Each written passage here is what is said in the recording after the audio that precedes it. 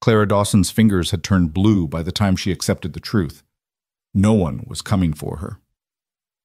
The mail-order bride from Boston stood alone on a Montana platform in February 1878, watching her future disappear with the departing train.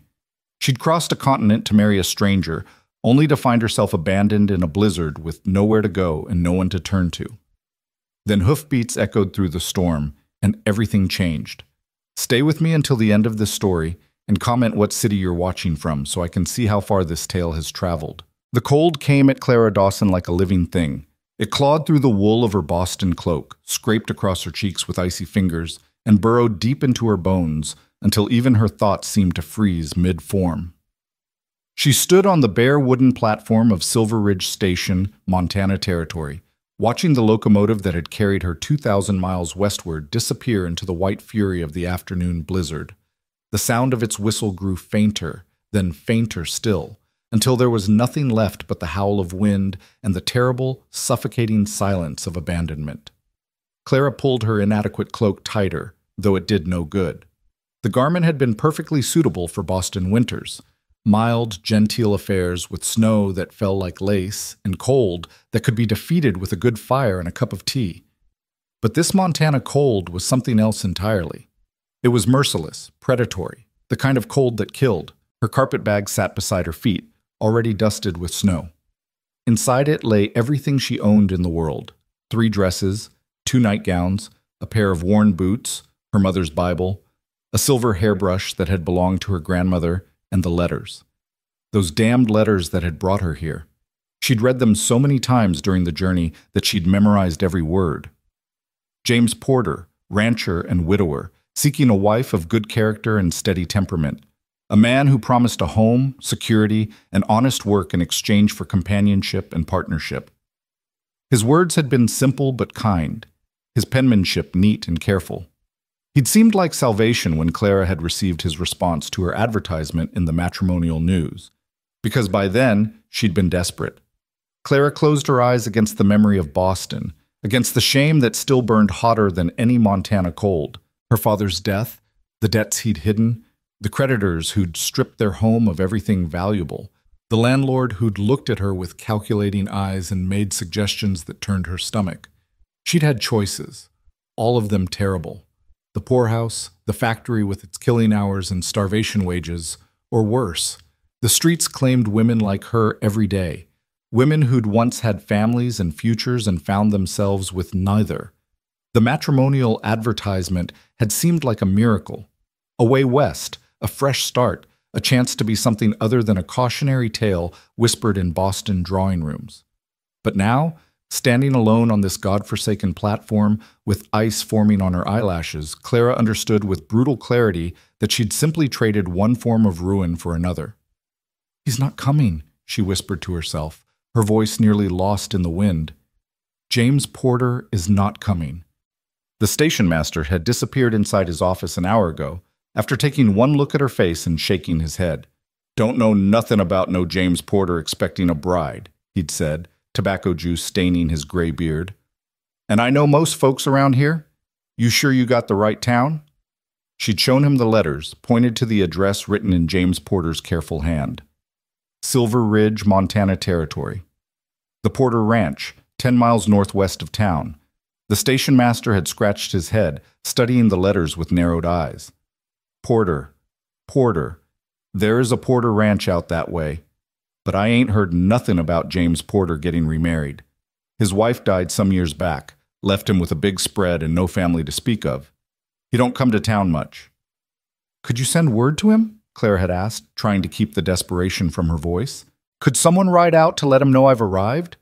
The station master had looked at the darkening sky, at the snow beginning to fall in earnest. "Not in this weather, miss. Storm's coming in hard. Nobody's riding anywhere tonight. Best you get yourself to Mrs. Hollins's boarding house. Wait it out there.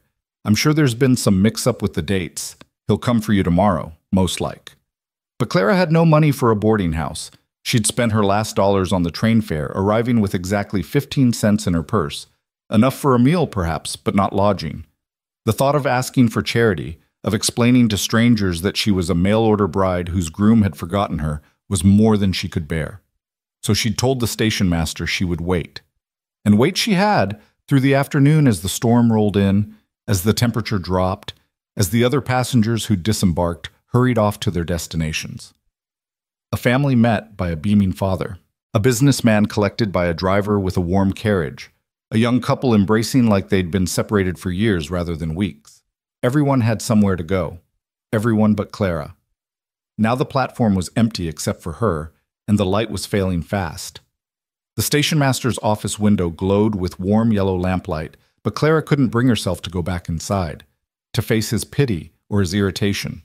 Instead, she stood in the gathering darkness, her teeth beginning to chatter, her hands so numb she could barely feel them anymore. The tears came without permission, freezing on her cheeks before they could fall. She didn't bother wiping them away. What did it matter? She'd gambled everything on the promise of a man she'd never met, and she'd lost. The story of her life, really. Her father had gambled their security away on bad investments and worse business partners. She'd gambled on James Porter's letters being true. Now she would freeze to death on a Montana platform, just another foolish woman who'd believed in fairy tales.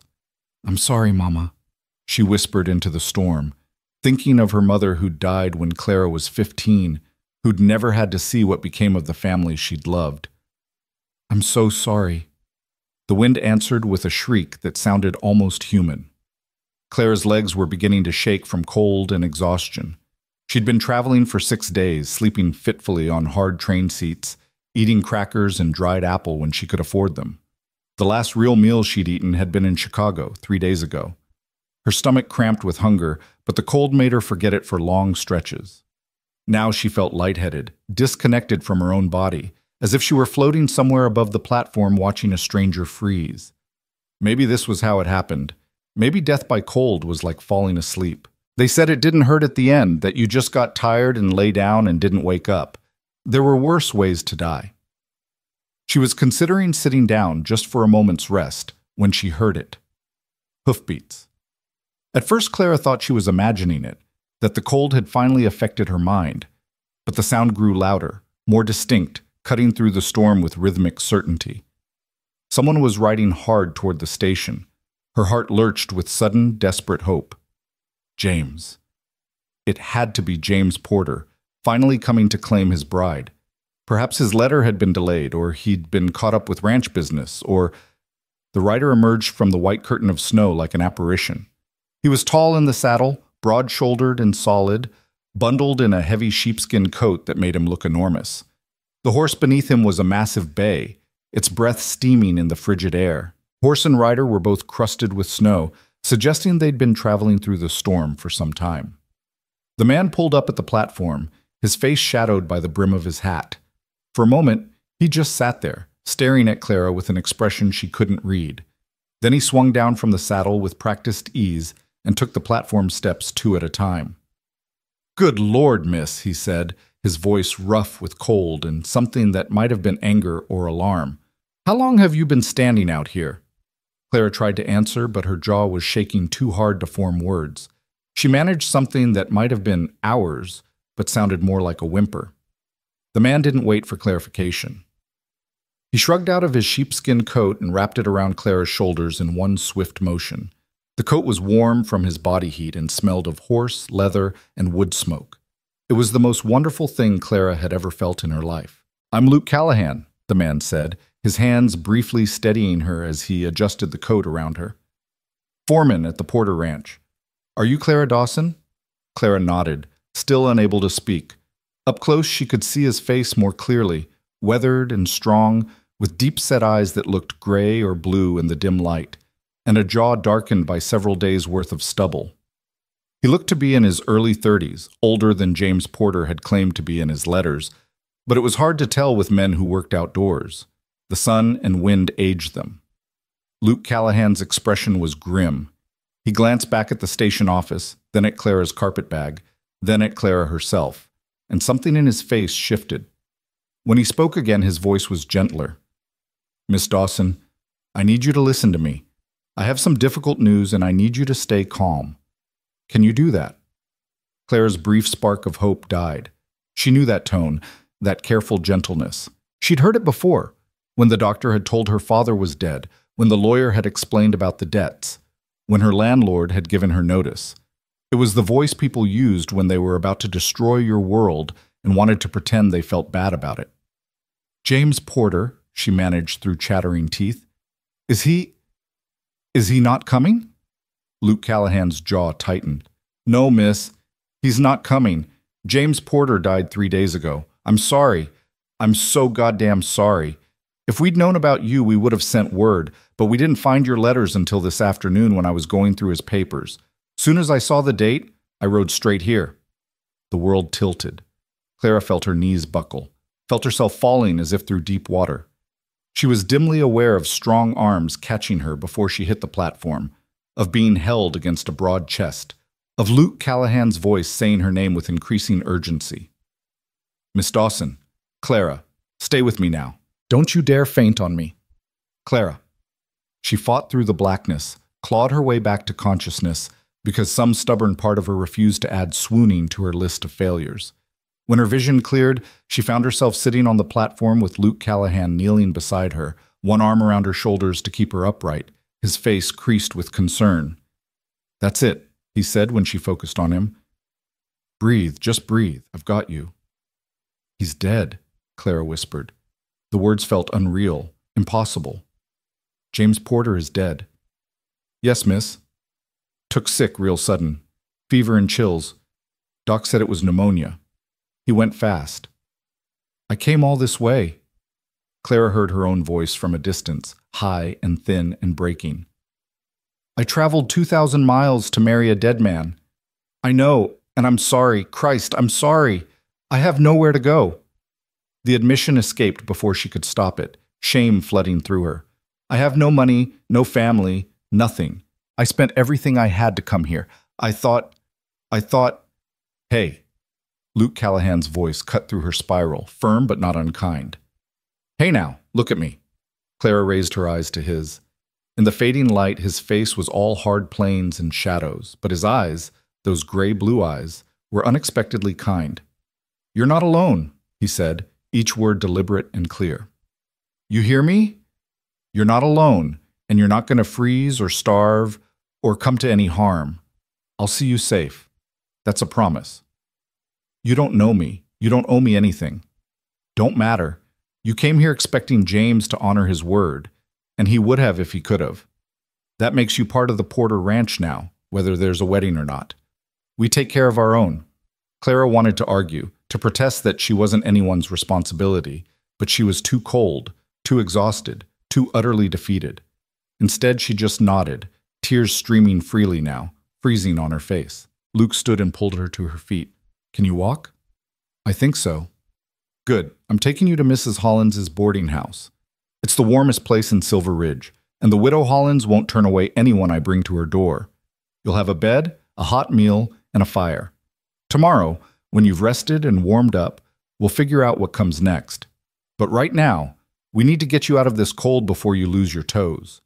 He picked up her carpet bag with one hand and offered her his other arm. Clara took it gratefully, leaning on his strength as they descended the platform steps. Her legs felt like they belonged to someone else, wooden and uncooperative. Luke led her to his horse, which had been standing patiently through the entire exchange, its reins simply dropped to the ground. "Can you ride?" he asked. Clara shook her head. "I've never been on a horse." "All right, I'll ride and you'll sit in front of me. It's not far, maybe half a mile to the boarding house, but I don't want you trying to walk it in this weather." Before Clara could protest or worry about propriety, Luke lifted her into the saddle as easily as if she weighed nothing. He tied her carpet bag to the saddle horn, then swung up behind her, his arm coming around her waist to hold her steady.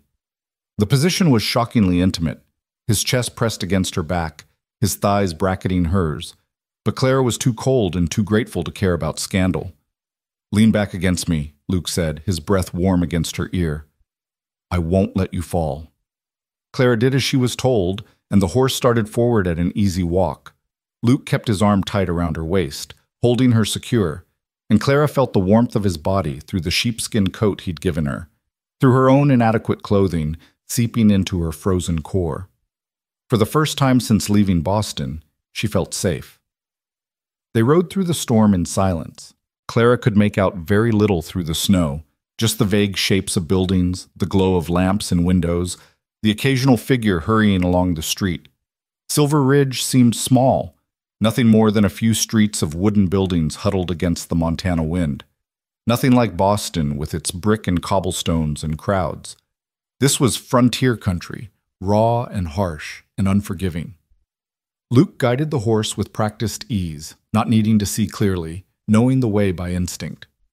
Clara felt herself relaxing against him despite everything, the rocking rhythm of the horse's gait oddly soothing, the warmth of Luke's body a comfort she hadn't known she needed. "Miss Dawson," Luke said after a few minutes, his voice rumbling through his chest into her back. "Can I ask you something?" "Yes." "Why did you answer James's advertisement? A woman like you, educated, well-spoken, you must have had options back east." Clara laughed, though it came out more like a sob. "That's where you're wrong, Mr. Callahan. I had no options at all. My father died and left me with nothing but debts. I was facing the poorhouse, or worse.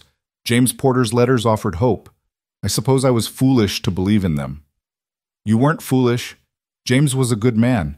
He would have kept his promises to you. It's just damn bad luck that he died when he did." "The story of my life," Clara murmured. "Bad luck?" "Well, maybe your luck's about to change." Clara didn't believe that for a moment, but she appreciated Luke Callahan's attempt at optimism. She closed her eyes, letting herself simply exist in the moment, warm, held, safe, knowing it would end soon enough. The boarding house appeared through the snow like a beacon, a two-story structure with lights blazing in every window. Luke pulled up at the front steps and dismounted, then lifted Clara down with the same easy strength he'd shown earlier. Her legs wobbled when her feet touched the ground, and he kept one hand on her elbow until he was sure she wouldn't fall. "Wait here," he said, and took the steps to the front door. He knocked sharply, and within moments, the door flew open. A woman in her 50s appeared, plump and stern-faced, with graying hair pulled back in a tight bun. She took one look at Luke, then at Clara shivering on the sidewalk, and her expression transformed from suspicion to concern. "Luke Callahan, what have you brought me?"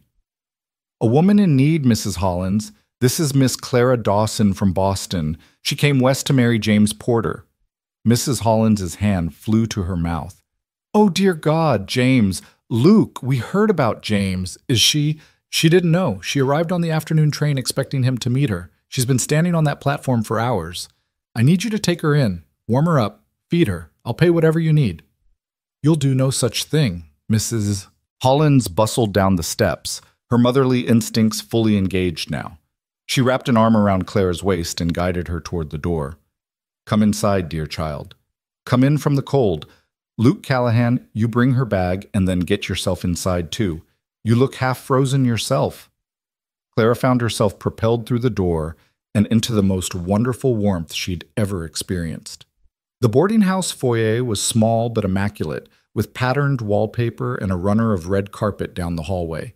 A staircase led up to the second floor, and through an open door on the right, Clara could see a parlor with a fire blazing in the hearth. This way, Mrs. Hollins fussed, leading Clara into the parlor. "Sit right here by the fire. Luke, fetch that quilt from the chair. Miss Dawson, can you tell me your name again? I'm afraid I didn't catch it properly." "Clara," she managed, sinking into the chair Mrs. Hollins indicated. "Clara Dawson. Well, Clara, you're safe now. I'm Martha Hollins, and this is my establishment. You'll stay here as long as you need. Now, let's get you properly warm before we worry about anything else." Luke appeared with the quilt and draped it over Clara's shoulders, adding to the sheepskin coat she still wore. Mrs. Hollins knelt before her and began unlacing Clara's sodden boots, making disapproving sounds at the quality of the leather. "Boston shoes," she muttered. "Pretty enough, but useless out here. Luke, have Ellen bring up hot water for a bath, and tell her to prepare the blue room. It's the warmest. Then have cook make a tray, soup, bread, something substantial." "Yes, ma'am." Luke moved to do her bidding, but paused at the door. "Miss Dawson?" Clara looked up at him. "You rest tonight.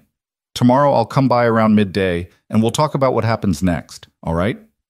She nodded, not trusting herself to speak. Luke tipped his hat to her and left, and suddenly Clara was alone with Mrs. Hollins, who continued her efficient ministrations, peeling off Clara's wet stockings, chafing warmth back into her frozen feet. "That Luke Callahan is a good man," Mrs. Hollins said as she worked. "One of the best I know. If he says he'll help you, he means it. You can trust him." "I don't know him." "No, but I do. Known him since he came to Silver Ridge 8 years ago. He's a man of his word." Mrs. Hollins looked up at Clara, her eyes shrewd but kind. "Now, dear, I need you to tell me truthfully. Are you hurt anywhere? Did anyone harm you?" "No, I'm just cold and tired and lost," Mrs. Hollins finished gently. "Yes, I imagine you are. Well, we'll see about finding you again, one step at a time." A young woman appeared in the doorway, Ellen, presumably, with news that the bath was being prepared. Mrs.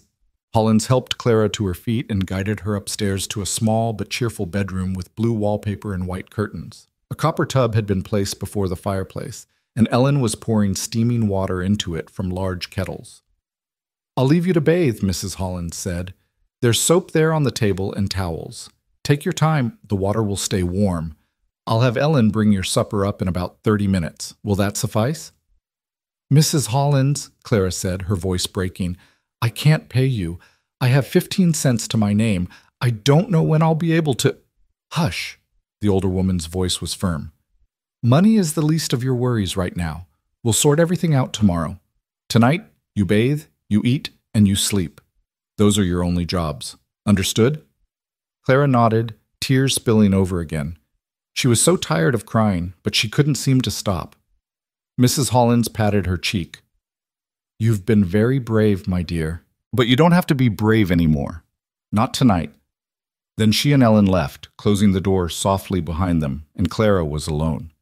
She stood in the warm room for a long moment, unable to quite believe she was here, that she was safe.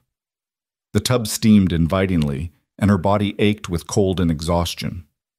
Moving as if in a dream, Clara undressed, peeling off layers of damp clothing until she stood naked in the firelight.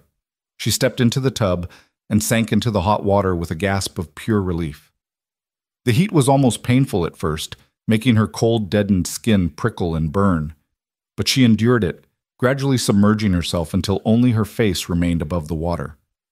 For the first time in days, weeks, maybe, Clara allowed herself to simply feel the fear, the grief, the bone-deep weariness of the journey, the shame of her circumstances, the terror of those hours on the platform, believing she would die alone in the snow, the strange, overwhelming gratitude toward a man she didn't know who had appeared out of the storm like an answer to a prayer she hadn't known how to pray.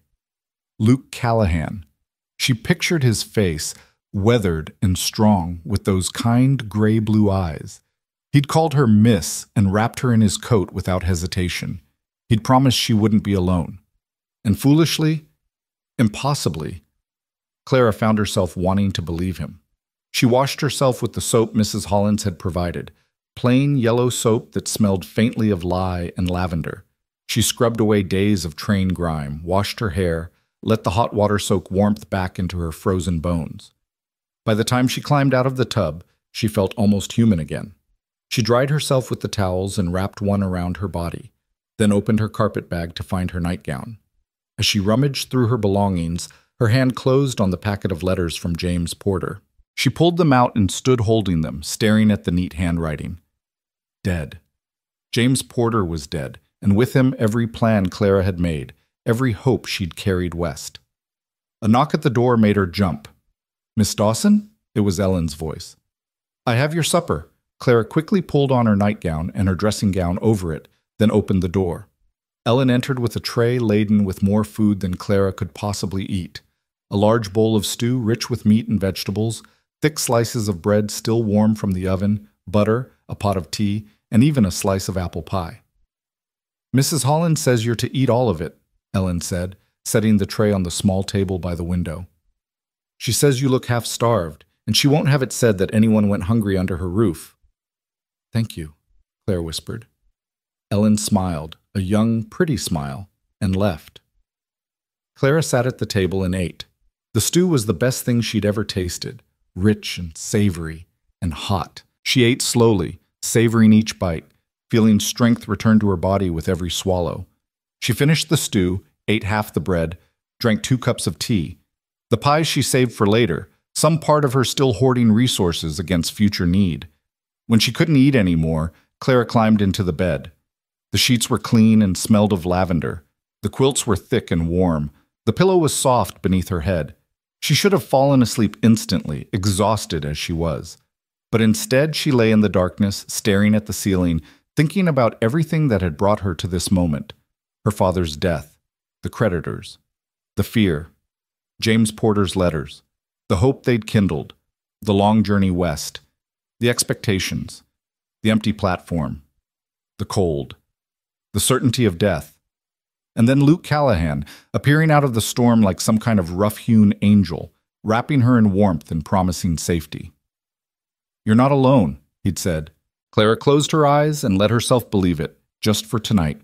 Tomorrow would bring new worries, new fears, new impossible decisions. But tonight, she was warm and fed and safe. Tonight, that was enough. Outside, the storm raged on, but Clara Dawson slept deeply and dreamlessly for the first time since leaving Boston, wrapped in blankets in a strange boarding house in a frontier town at the edge of the Montana wilderness. And for reasons she couldn't quite explain, she felt the faintest stirring of something that might have been hope. Retry PQ Part 2. Louis Potts, Viet 9000-9502 liên kết liên mật với các phần trước trong câu chuyện, phá hủy thoại tạo thành một câu chuyện liên mật khi ghép lại. Mỗi phần liên mạch với phần trước, không giới thiệu lại câu chuyện ở đầu phần mới. Liên kết các phần của câu chuyện một cách liền mạch. Sử dụng câu chuyện tiếp giữa các phần. Duy trì chủ đề, tránh ngắt quãng đột ngột, không sử dụng gạch đầu dòng hoặc tiêu đề phụ. Phong cách kể chuyện Mỹ, Hoa Kỳ, giống văn giàu cảm xúc. Kể theo ngôi thứ 3, giữ đồ kịch tính không Việt lan man, kết thúc phần không giới thiệu phần sau. Lưu ý trả lời trong mục tin nhắn không nhảy sang Document Part 2. Clara woke to sunlight streaming through unfamiliar windows and the disorienting sensation of not knowing where she was. For a moment, she lay perfectly still, her mind struggling to place herself in this room with its blue wallpaper and white curtains, this soft bed with its lavender-scented sheets. Then, memory crashed over her like a wave. The platform, the cold, James Porter's death, Luke Callahan emerging from the storm, and she sat up abruptly, her heart pounding. The events of the previous night seemed almost dreamlike in the clear light of morning. Had it really happened? Had she truly stood on that platform for hours, half frozen and alone? Had a stranger really wrapped her in his coat and brought her to safety? Clara looked around the room and found evidence that it had all been real. Her traveling clothes hung over a chair near the fireplace, still damp in places. Her carpetbag sat on the floor beside the wardrobe, and draped over the foot of the bed was Luke Callahan's sheepskin coat, which she must have been too exhausted to return last night. She reached out and touched the coat, feeling the worn softness of the leather, the thick wool lining still holding a faint warmth. It was real. All of it had been real. A knock at the door made her pull her hand back guiltily. "Miss Dawson?" It was Mrs. Holland's voice, warm and matter-of-fact. "Are you awake, dear?" "Yes, ma'am." "May I come in?" "Of course." Mrs. Hollins entered carrying a tray with what looked like breakfast, porridge, toast, eggs, and coffee. The older woman was dressed in a practical gray dress with a white apron, her hair already neatly pinned, looking as though she'd been up for hours. "Good morning," she said, setting the tray on the table. "I hope you slept well. You certainly needed it. I checked on you twice during the night, and you didn't stir either time." "I slept deeply," Clara admitted. "I can't remember the last time I slept so well. Mrs. Hollins, I don't know how to thank you for—" "By eating this breakfast and not worrying about thanks," Mrs. Hollins interrupted briskly. "Now, I've taken the liberty of pressing your dress. The green one seemed the least travel-worn. I thought you might want to look presentable when Luke Callahan comes calling this afternoon." Clara felt heat rise to her cheeks. "He's really coming back?" "He said he would, didn't he? Luke Callahan doesn't make promises he can't keep." Mrs. Hollins moved to the wardrobe and withdrew Clara's green wool dress, which did indeed look freshly pressed. "I also took the liberty of examining your other garments. I hope you don't think me presumptuous, but my dear, your wardrobe is not suited for Montana winters. We'll need to do something about that. I have no money to— Yes, you told me that last night. Mrs. Hollins waved a dismissive hand. We'll sort it out. Now, you eat while the food is hot. I'll send Ellen up in an hour to help you dress and fix your hair. Luke said he'd be here around noon, which gives us plenty of time to make you presentable. Mrs. Hollins left before Clara could protest further, and Clara found herself alone with the breakfast tray. Her stomach growled at the sight of food, and she realized she was ravenously hungry. She ate everything Mrs. Hollins had brought, savoring the simple but well-prepared meal. The coffee was strong and hot, chasing away the last cobwebs of sleep. When she finished eating, Clara rose and went to the window. The storm had passed during the night, leaving Silver Ridge blanketed in fresh snow that sparkled in the morning sun.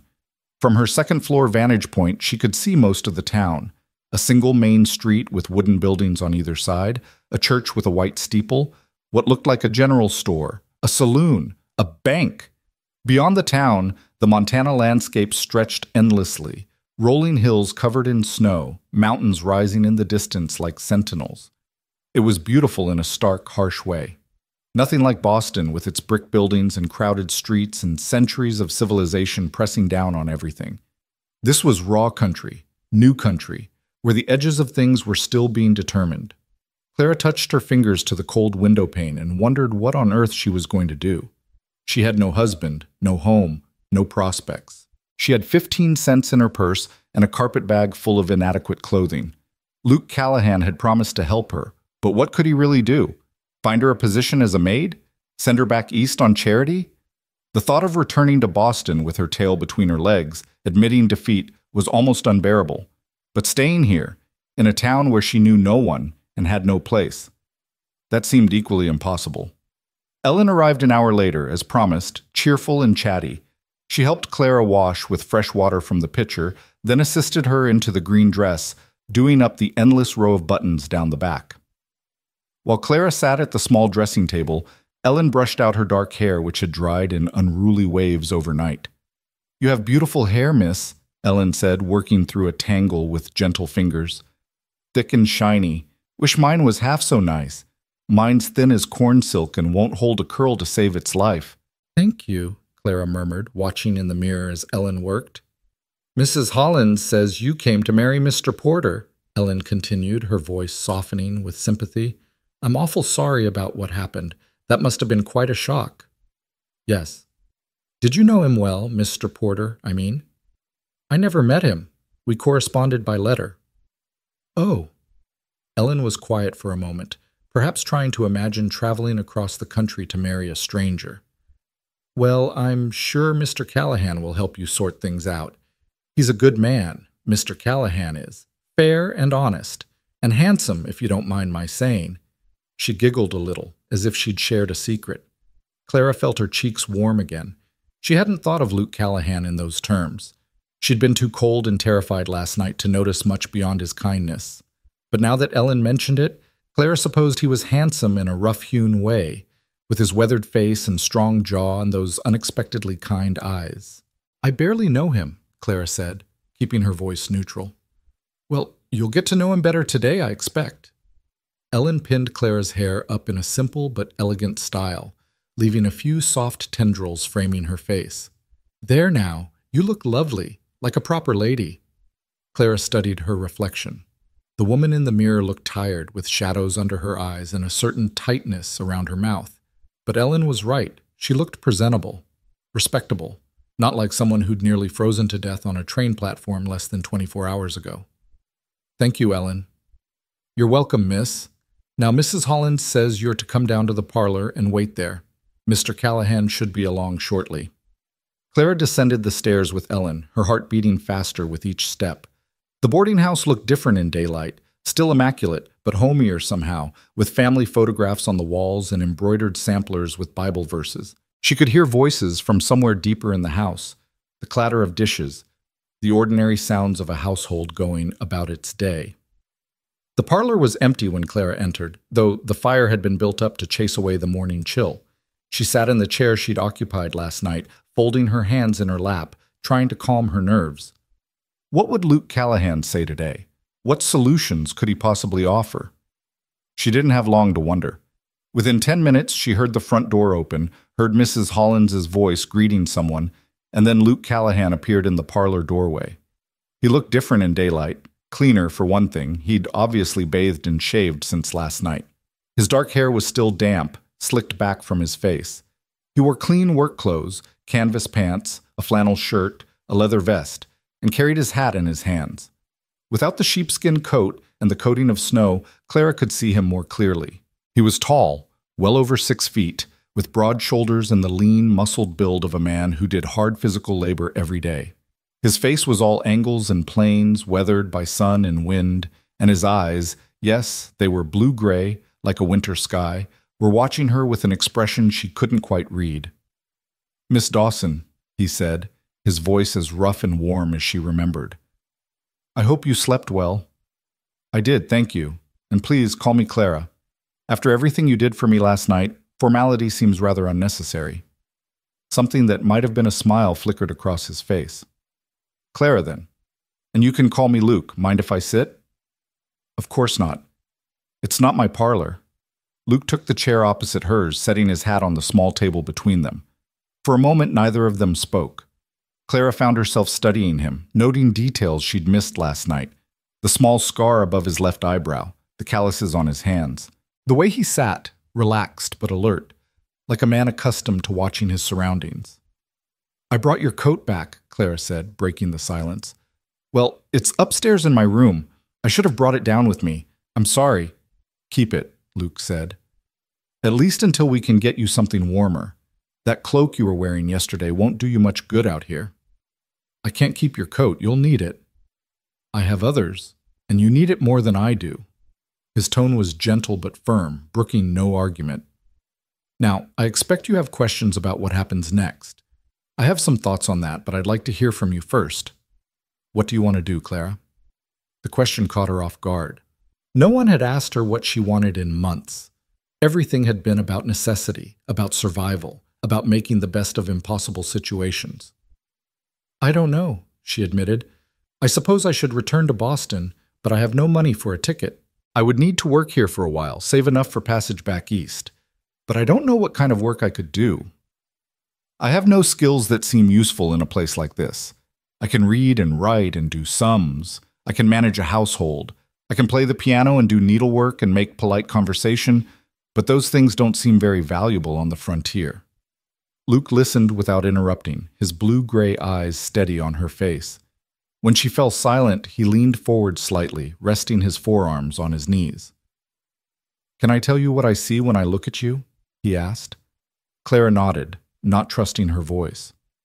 "I see a woman with enough courage to travel 2,000 miles to start a new life. I see someone who stood on a freezing platform for hours rather than impose on strangers. I see someone who's educated and well-spoken and clearly has a good head on her shoulders.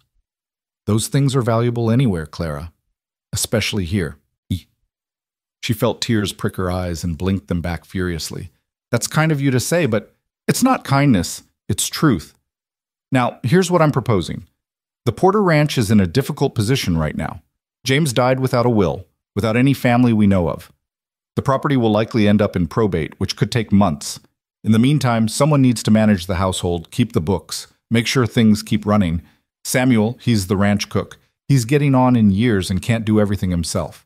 And Edith Harper, who's been James's friend and neighbor, she's been helping out, but she has her own place to manage." Clara's heart began to beat faster. "Are you offering me a position?" "I'm offering you a choice," Luke corrected. "You could come out to the ranch, take on the role of housekeeper until spring. You'd have your own room, board, and a wage. Not a lot, the ranch finances are tight, but enough to save for a ticket back east if that's what you decide you want. Or enough to start fresh somewhere else. Either way, you'd have time to figure things out, and you wouldn't be beholden to anyone's charity." "Why would you do this?" Clara asked, her voice barely above a whisper. "Why would you help me this way?" Luke was quiet for a moment, his gaze dropping to his hands. When he spoke, his voice was lower, rougher. "Because 6 years ago, my younger sister found herself in a situation not unlike yours. She was engaged to a man who turned out to be no good. When she broke off the engagement, she had nowhere to go. She wrote to me, asking for help, but I was deployed with the army out west, and her letters didn't reach me for months. By the time I got them and made it back east, she'd already... He stopped, his jaw tightening. She'd already married a man who treated her badly just because she didn't see another option. She died 2 years ago in childbirth, and I'll always wonder if things might have been different if someone had helped her when she needed it.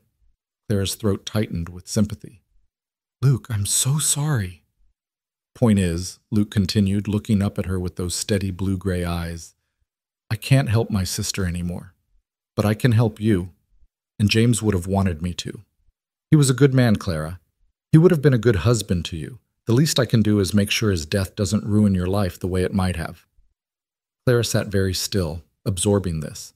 She'd come west expecting to be someone's wife, to have her role in place clearly defined. Instead, she was being offered something different. Not marriage, but honest work. Not charity, but opportunity. It wasn't what she'd planned, but perhaps it was better. At least this way she'd have time to catch her breath, to decide her own future. What about propriety? She asked. If I'm living at the ranch, unchaperoned, Edith Harper's planning to stay on for a while, Luke said. She's a widow, respectable as they come. She'll be there most days, and she can stay overnight when needed. And Samuel's been at the ranch for 20 years. No one would dare say a word against his presence or mine with him there. We'll keep everything above board. How far is the ranch from town? About 10 miles. It's a good ride when the weather's clear, maybe an hour. In winter, it can take longer. But we come to town at least once a week for supplies, and you'd be welcome to come along any time you want. Clara looked down at her hands, considering. She could refuse, could insist on finding work here in town where things might be easier, more civilized.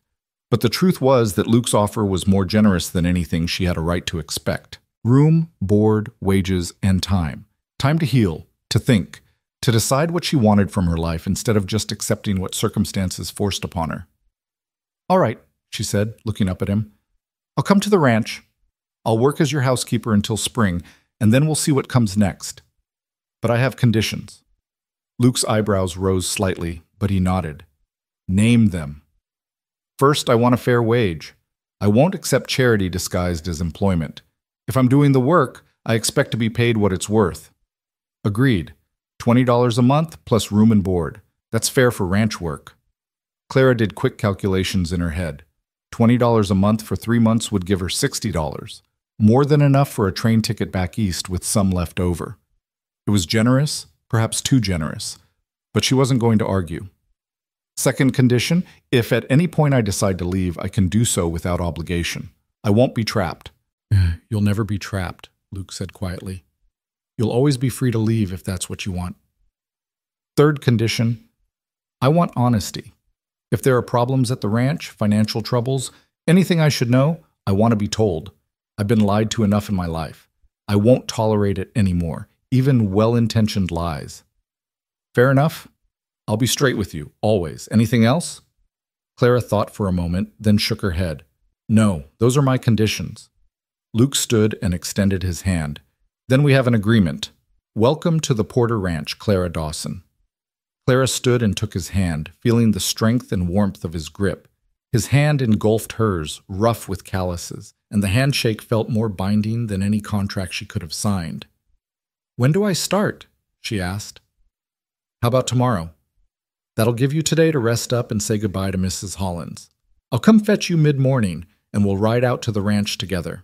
I'll bring a gentler horse than the one I had yesterday, something suitable for a beginning rider. I'll be ready. Luke picked up his hat and turned to go, then paused at the doorway. Clara?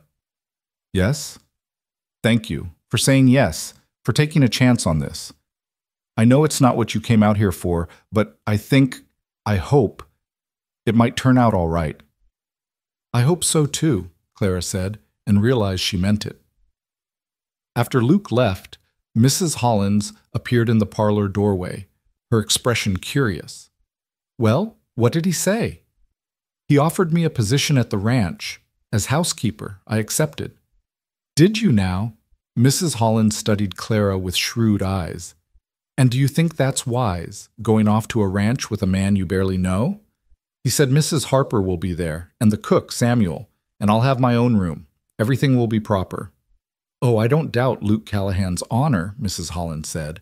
That boy's got more integrity than half the preachers I've known. I'm more concerned about you, dear. You've had quite a shock. Are you sure you're thinking clearly? Clara sank back into her chair, suddenly exhausted. I don't know. Maybe not. But what choice do I have? I can't stay here indefinitely on charity. I need to work, to earn money, to have time to figure out what comes next. Luke's offer gives me that. It seems like the best option I'm likely to get. Mrs. Hollins was quiet for a moment, then nodded. You're probably right, and Luke will look after you. I'm certain of that. He's a good man who's known his share of hardship. That makes him kind to others who are struggling. She moved into the room and sat down across from Clara. Can I tell you something about Luke Callahan? Please.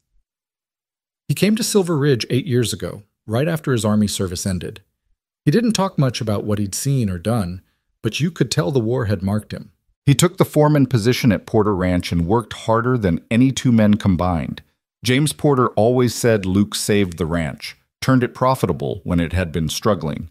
But Luke never asked for more than his wage and a place to sleep. He sends most of his money back east to his mother. I know because I've handled the bank drafts for him when he's needed help with the paperwork. He told me about his sister, Clara said softly. Did he? Mrs. Hollins looked surprised. He doesn't usually speak of her. Her death hit him hard. He blamed himself, though it wasn't his fault. Sometimes I think he throws himself into work so he doesn't have to think about it too much. She paused, choosing her words carefully. What I'm trying to say is that Luke's offer to help you, it's genuine. He's not the kind of man who plays games or has hidden motives. If he says he'll look after you, he will. But don't mistake his kindness for something it isn't. Luke Callahan's a good man, but he's also a broken one in some ways. He's not looking for romance or companionship beyond friendship. He's looking to make amends for the past. Clara absorbed this, feeling both reassured and oddly disappointed, though she couldn't say why. I'm not looking for romance either, she said. I came west for a marriage of convenience, not a love match. What I need now is stability and time. Luke's offering that, and I'm grateful. Good. As long as you both understand what this is and isn't, you'll do fine. Mrs. Holland stood, smoothing her apron.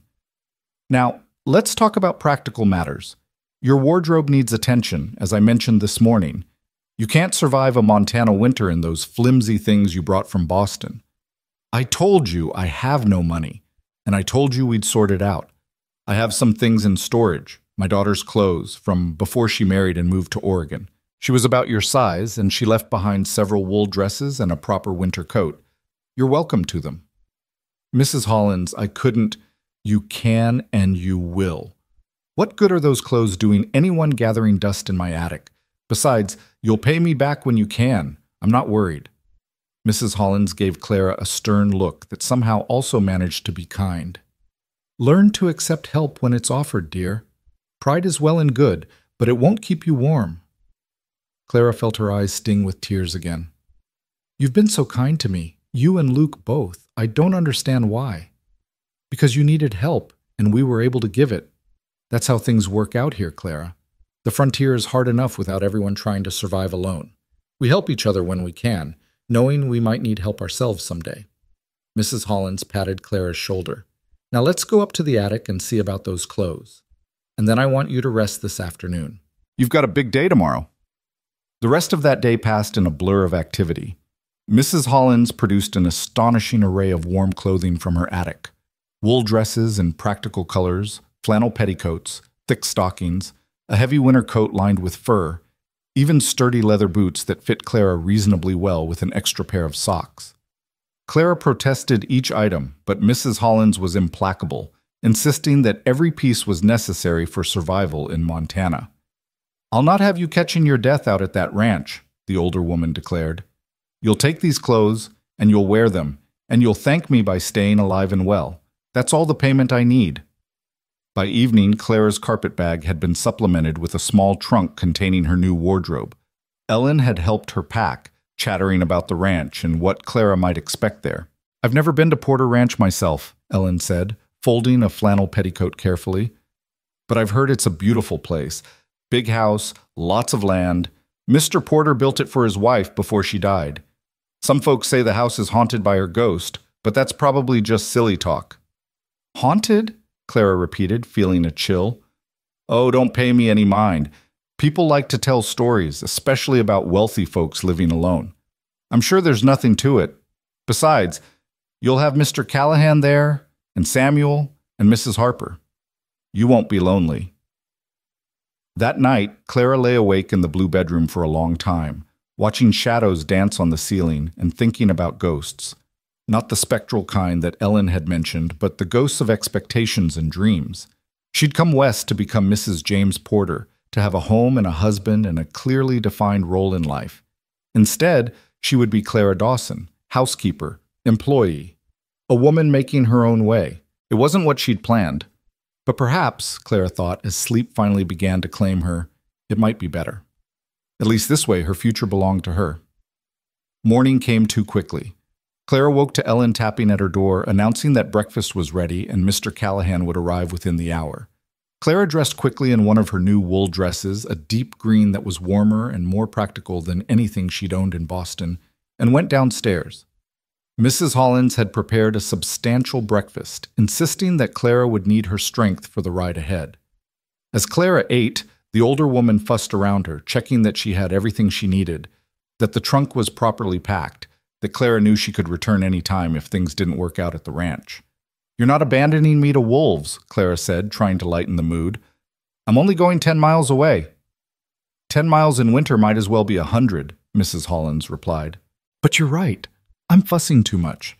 It's just that I've grown fond of you in these 2 short days, and I want to see you happy." "I'm not sure I remember what happy feels like," Clara admitted, "but I think I might be able to find out, given time." Luke arrived promptly at 10 o'clock, riding the big bay Clara remembered from their first meeting and leading a smaller chestnut mare with a gentle eye. He dismounted and came to the door, exchanging greetings with Mrs. Hollins before turning to Clara. "Ready?" he asked.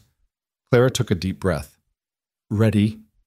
Luke loaded her carpet bag and trunk onto the bay with practiced efficiency, securing them with ropes. Then he helped Clara into the saddle of the chestnut mare, adjusting the stirrups to fit her shorter legs. "Her name's Rosie," Luke said, patting the mare's neck. "She's the gentlest horse we've got. Just hold the reins lightly and let her follow my horse. She knows the way home." Clara settled into the saddle, feeling awkward and conspicuous. She'd never ridden a horse before yesterday, and even that had been with Luke holding her safely in front of him. Now she was expected to ride alone, and the ground seemed terrifyingly far away. "I'll be right beside you the whole way," Luke said, as if reading her fear. "If you feel unsteady, just tell me and we'll stop, all right?" Clara nodded, not trusting her voice. They set off through Silver Ridge with Mrs. Hollins and Ellen waving from the boarding house porch. The town was busy with morning activity, men heading to work, women shopping at the general store, children playing in the snow. Several people called greetings to Luke, and more than a few curious glances were directed at Clara. She kept her eyes forward, focusing on staying balanced in the saddle. Once they left town, the landscape opened up around them. The snow-covered prairie stretched endlessly in all directions, broken only by occasional stands of trees and the distant mountains. The sky was impossibly blue, the air so cold and clear it hurt to breathe. Rosie plodded along steadily, her breath steaming, following Luke's bay without needing guidance. They rode in silence for a while, Clara concentrating on the rhythm of the horse's gait, gradually relaxing as she realized she wasn't going to fall off.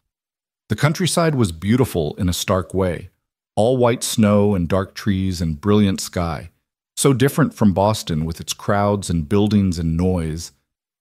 "You're doing well," Luke said after a while, glancing over at her. "Natural seat. Most people are stiff as boards their first time on a horse." "I'm terrified," Clara admitted. "I'm just good at hiding it." Luke's mouth quirked in what might have been a smile. "Fair enough. Fear's not a bad thing out here. Keeps you careful. It's when people get overconfident that they make dangerous mistakes." "Is that what happened to you?" Clara asked, then immediately regretted the personal question. "I'm sorry. That was intrusive." "No, it's all right. You mean the scar?" Luke touched his eyebrow briefly. "That happened during the war. My unit was ambushed, and I got too cocky. Thought I could take on 3 Confederate soldiers by myself. Turns out I couldn't.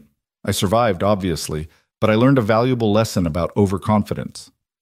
You were in the war? 4 years. Enlisted in 61, mustered out in 65. Spent another 3 years with the Army out west before I'd had enough of military life and settled here.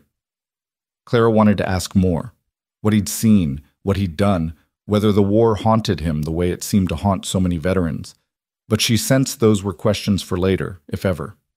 Instead, she said, "Mrs. Hollins told me you've been at Porter Ranch for 8 years. You must know it well. Better than anywhere else I've lived. James gave me a job when I needed one, and I worked hard to make the ranch succeed. We were partners in everything but name." Luke's expression darkened slightly. His death, it's still hard to believe. 3 days ago he was working cattle with me. Then he took sick that evening, and by morning he could barely breathe. Doc came out, said it was pneumonia, gave him medicine, but nothing helped. He died the next night. He paused. It was fast, at least. He didn't suffer long. Had he been ill before?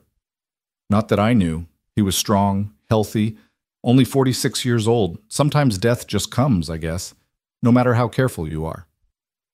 They rode on through the crystal morning, and gradually Clara found herself relaxing, even enjoying the sensation of being on horseback, of moving through this vast landscape. The air was cold but invigorating, and the sun was warm on her face. She could see why people came west, despite the hardships. There was a freedom here, a sense of possibility that didn't exist in the crowded, settled east. After about an hour, Luke pointed ahead. There, that's Porter Ranch. Clara looked where he indicated and saw buildings in the distance. A large house, several barns and outbuildings, corrals with horses and cattle. As they drew closer, she could make out more details. The house was 2 stories, built of wood painted white, with a wide porch wrapping around the front and side. It was larger and finer than she'd expected, more mansion than ranch house. Someone had built it with care and pride. James built that house for his wife, Mary, Luke said quietly. She died of fever 5 years ago, never got to enjoy it for long. He kept it nice, though, kept everything just the way she'd liked it, said it made him feel closer to her. They rode into the ranch yard, and immediately a large yellow dog came bounding out from the barn, barking joyfully. Behind the dog came an older man, bow-legged and weathered, wiping his hands on his apron. "That's Samuel," Luke said. "Samuel, come meet Miss Dawson." Samuel approached as they dismounted, his weathered face breaking into a welcoming smile. He was perhaps 60, with more white than gray in his hair, and the kind of lean, wiry build that came from a lifetime of hard work. "Miss Dawson, welcome to Porter Ranch," Samuel said, his voice gravelly but warm. "We're mighty glad to have you here. House has been too quiet since Mr. James passed." "Thank you, Samuel. Please, call me Clara." "Clara it is. Now, let me help with those bags. You must be half frozen from the ride." Between the 3 of them, they got Clara's belongings into the house. The front door opened into a spacious entry hall with a staircase leading up to the 2nd floor. To the left was a parlor, beautifully furnished with upholstered chairs, a settee, and a piano in the corner. To the right was a dining room with a long table that could seat 12. Everywhere Clara looked, she saw evidence of care and taste. Good furniture, nice curtains, oil lamps with painted glass shades. James's wife, Mary, she had refined tastes, Luke explained, watching Clara take it all in. She came from money back east, brought a lot of her things with her when they married. James kept everything exactly how she arranged it. Samuel led them through the house, showing Clara the kitchen, the pantry, the washroom. Then they climbed the stairs to the 2nd floor, where there were 5 bedrooms. Samuel opened the door to one near the front of the house. "This was Mary's sewing room," he said. "We figured it'd do well for you. It's got a good stove, plenty of light, and a nice view of the front approach." The room was lovely, larger than Clara's room at the boarding house, with a brass bed covered in a colorful quilt, a wardrobe, a dressing table, and a comfortable chair by the window. Someone had already laid a fire in the small stove, and the room was warm and welcoming. "It's perfect," Clara said, feeling tears threaten again. "Thank you. I'll let you get settled," Luke said from the doorway. "Samuel will show you around the rest of the house, explain how things work. We usually eat supper around 6. I'll be in the barn if you need anything before then." He left, and Clara found herself alone in her new room, surrounded by her meager belongings. She went to the window and looked out at the ranch spread below, the barns, the corrals, the endless white prairie beyond.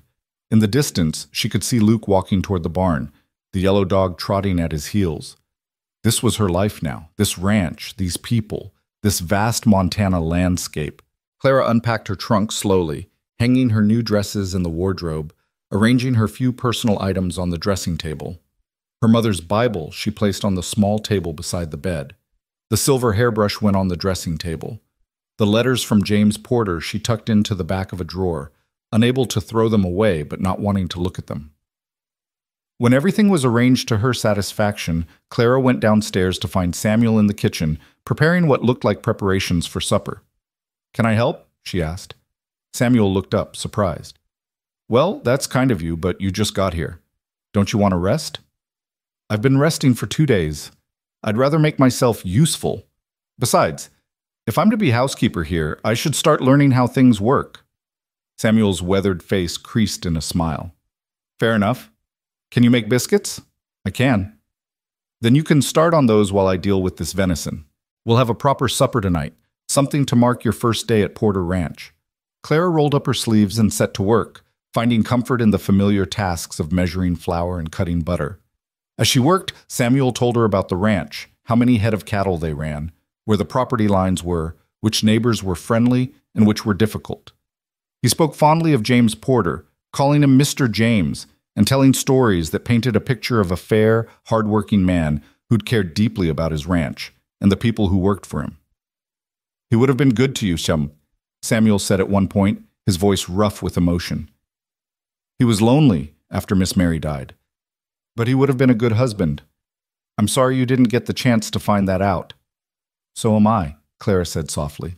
They worked in companionable silence after that, and by the time 6 o'clock rolled around, they had a fine supper prepared: venison steaks, biscuits, gravy, canned vegetables from the summer garden, and dried apple pie. Clara helped Samuel set the table in the dining room, using the good china that had belonged to Mary Porter. Luke came in at 6 exactly, freshly washed, his hair still damp. He looked surprised and pleased at the spread on the table. "You didn't have to go to all this trouble," he said. "It's no trouble," Clara replied. "Besides, Samuel did most of the work. I just helped." They sat down to eat, the three of them at one end of the long table that suddenly felt too big and too empty. Clara could almost see the ghosts of dinner parties past, when James and Mary Porter had entertained friends and neighbors, when the house had been full of life and laughter. The meal was good, the conversation quiet. Luke asked Clara if her room was satisfactory, if she needed anything else. Samuel told a funny story about the yellow dog, whose name Clara learned was Jasper, chasing a skunk and coming off much the worse for the encounter. They carefully avoided mentioning James Porter, though his absence hung over the meal like a shroud. After supper, Clara insisted on helping with the dishes despite Samuel's protests. Luke disappeared back outside to check on the livestock one final time, and Samuel showed Clara where everything belonged in the kitchen. "You're going to fit in just fine here," Samuel said as they worked. "I can tell. You've got a good way about you, practical but kind. That's what this place needs right now." "I hope you're right," Clara said. When the kitchen was clean and Samuel had retired to his small room off the kitchen, Clara found herself alone in the big house. She wandered through the downstairs rooms, touching things lightly: the piano keys, the books on the shelves, the photographs on the mantel showing James and Mary Porter in happier times. She ended up in the parlor, standing before the piano. On impulse, she sat down at the bench and lifted the cover from the keys. The piano was slightly out of tune, but still playable. Clara's fingers found the keys almost automatically, playing a simple melody her mother had taught her years ago. The music filled the room, sad and sweet, and Clara played until tears blurred her vision and she had to stop. That was beautiful. Clara jumped, startled. Luke stood in the parlor doorway, his hat in his hands, watching her with an expression she couldn't read. "I'm sorry," Clara said, wiping at her eyes. "I should have asked permission before. No need to apologize. Mary used to play too. It's good to hear music in this house again." Luke moved into the room, stopping a respectful distance away. "Are you all right, Clara?" "I don't know," she admitted. "I keep thinking about how different everything is from what I expected. I should be married right now, settling into being Mrs. James Porter. Instead, She gestured helplessly. "Instead, you're free," Luke said quietly. "Free to make your own choices, chart your own course. That's not nothing, Clara. That's actually something pretty rare, especially for women." Clara looked at him, this rough-hewn cowboy who kept surprising her with his insight. "Is that how you see it? Freedom?" "It's how I try to see most things. Life throws curves at all of us. The question is what we do with them." Luke turned his hat in his hands, seeming to choose his words carefully. "You could see this as a tragedy, the death of your plans, the loss of your expected future, or you could see it as an opportunity, a chance to discover what you really want instead of what circumstances force on you. Either way, the reality's the same. It's just about how you frame it in your own mind." "That's almost philosophical, Mr. Callahan." "Luke," he corrected with a faint smile. "And I had a lot of time to think during the war and after. Saw a lot of men break under the weight of their circumstances. The ones who survived, really survived, not just stayed alive, were the ones who could find meaning in the chaos, who could adapt instead of just endure." Clara thought about this, about framing and meaning and adaptation. Maybe he was right. Maybe she could choose to see this not as a disaster, but as a beginning. "Thank you," she said finally, "for everything. For saving me on that platform, for bringing me here, for giving me time to figure things out. I won't forget your kindness. You don't need to thank me. Just make yourself at home here. This is your place now for as long as you need it." After Luke left, Clara sat at the piano for a long time, not playing, just thinking. Outside, darkness had fallen over the Montana prairie, and the wind picked up, rattling the windows. But inside the house it was warm and quiet, and for the first time since leaving Boston, Clara felt something that might have been peace, or at least the possibility of it. She climbed the stairs to her room eventually, banked the fire in her stove, changed into her nightgown. As she lay in the darkness, listening to the wind and the unfamiliar creaks and settle of a strange house, Clara realized that she was no longer afraid. Uncertain, yes, but not afraid. Whatever came next, she would face it. She'd survived the journey west, survived being abandoned, survived a night that could have killed her. She'd survived, and that meant something. Tomorrow, she would begin her work as housekeeper, would start learning the rhythms and routines of ranch life. Tomorrow, she would begin building a new life from the ruins of her old one. But tonight, Clara Dawson closed her eyes and slept soundly in her room at Porter Ranch, while outside the Montana wind sang songs of winter and endurance, and somewhere in the darkness, Luke Callahan checked the locks on the barn doors and thought about courage and second chances. Retry PQ, Part 3. Louis.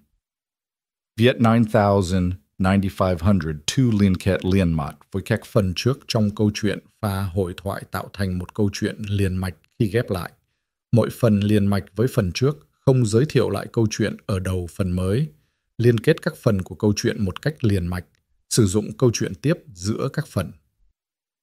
Duy trì chủ đề, tránh ngắt quãng đột ngột, không sử dụng gạch đầu dòng hoặc tiêu đề phụ, phong cách kể chuyện Mỹ, Hoa Kỳ, giống văn giàu cảm xúc. Kể theo ngôi thứ ba, giữ đồ kịch tính không viết lan man, kết thúc phần không giới thiệu phần sau. Louis trả lời trong mục tin nhắn không nhạy sang document, Part 3. The weeks that followed fell into a pattern that Clara found surprisingly comforting. She rose each morning before dawn, dressed in the practical wool clothing Mrs. Hollins had given her, and went downstairs to help Samuel prepare breakfast. Luke would come in from the barn at 6:30, stamping snow from his boots, his face ruddy from the cold. They would eat together at the kitchen table rather than the formal dining room, eggs, bacon, biscuits, strong coffee that could strip paint. Then Luke would head back outside to work with the cattle and horses, while Clara and Samuel tackled the endless tasks of maintaining a household through a Montana winter. Clara discovered that she enjoyed the work. There was something satisfying about scrubbing floors until they gleamed, about polishing silver that had tarnished from disuse, about bringing order to rooms that had grown dusty and neglected in the chaos following James Porter's death. The physical labor exhausted her, but it was a clean exhaustion, honest and earned. At night, she slept without the nightmares that had plagued her in Boston. Samuel proved to be excellent company, full of stories about his years on the frontier. He'd been a trail cook in his younger days, driving cattle from Texas to Montana before his legs had given out, and he'd settled at Porter Ranch. He taught Clara how to make sourdough bread, how to render lard, how to stretch supplies through the long winter when trips to town were difficult. His patience was endless, his humor dry, and within days, Clara felt like she'd known him for years. Edith Harper arrived on Clara's third day at the ranch, riding up on a sturdy gray mare with a no-nonsense expression and a basket of fresh-baked goods. She was a handsome woman in her mid-50s, tall and spare, with sharp blue eyes that seemed to miss nothing. She'd been Mary Porter's closest friend and had helped James through his grief after Mary's death. "So you're the mail-order bride," Edith said without preamble, studying Clara with frank curiosity. "Luke told me what happened. Terrible business. How are you managing?" Clara had been prepared to dislike Edith Harper. She'd imagined a busybody or a gossip, but there was something in the woman's direct manner that she appreciated. No false sympathy, no prying questions, just practical concern. "I'm managing well enough," Clara replied. "Everyone has been kind. Luke Callahan's a good man, one of the best I know, and Samuel's a treasure, though don't tell him I said so or his head will swell up like a tick." Edith handed over the basket. "I brought molasses cookies and some of my strawberry preserves. Figured you could use some variety in your meals." "Thank you, that's very thoughtful." "Not thoughtful, just practical. We're neighbors, have been for 20 years. The Harper place is about 5 miles east of here. My husband died 7 years ago, and I've been running the ranch myself ever since. It's not as big as Porter Ranch, but it's mine, and I'm proud of it." Edith followed Clara into the kitchen, making herself at home with the ease of someone who'd spent countless hours in the house. "Now, I understand Luke's offered you a position as housekeeper. Is that arrangement working out?" "Yes, very well. Everyone has been respectful and kind.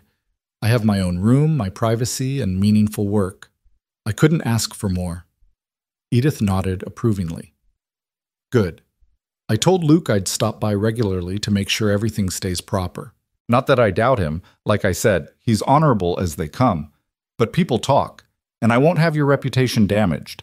You've had enough hardship without adding scandal to it." Over the following weeks, Edith became a regular presence at the ranch, stopping by 2 or 3 times a week to help with the heavier household tasks and to provide female companionship. Clara was grateful for her no-nonsense friendship. Edith didn't coddle or pity her. Instead, she treated Clara as an equal, someone capable of handling difficulty without falling apart. It was Edith who explained the complicated situation surrounding James Porter's estate. "The problem is that James died intestate," Edith said one afternoon as she and Clara worked together in the kitchen, preparing supplies for smoking meat. "No will, no clear heirs. His parents are dead, and he was an only child. Mary's family back east might try to claim the property, but they showed no interest when she was alive, so I doubt they have much legal standing. Most likely the ranch will end up in probate court, and God knows how long that will take. Could be months, could be years." "What will happen to Luke and Samuel?" Clara asked, alarmed. "Will they lose their positions?" "Not if I have anything to say about it. I've already spoken to Judge Morrison in Silver Ridge. He's a reasonable man, and he understands that the ranch needs to keep operating. He's appointed a temporary administrator, fellow named Martin Greer from the bank, to oversee things until the estate is settled. Greer's main concern is that the ranch stays profitable, so Luke and Samuel's jobs are safe for now." "And mine?" Edith gave her a sharp look. "You worried about that?" "I'd be foolish not to worry. I'm the newest arrival, the least essential. If there are financial pressures, I'd be the obvious choice to let go." "Maybe, if Greer was an idiot. But he's not. He came out here last week to look things over, and even he could see that the household was in better shape than it had been in months. You're doing good work, Clara. They'd be fools to let you go." Still, Clara couldn't entirely shake her worry. She'd learned not to count on anything, not to assume that any good situation would last. So she worked harder, made herself more useful, saved every penny of her wages against the day when she might need to leave. Luke seemed to sense her anxiety.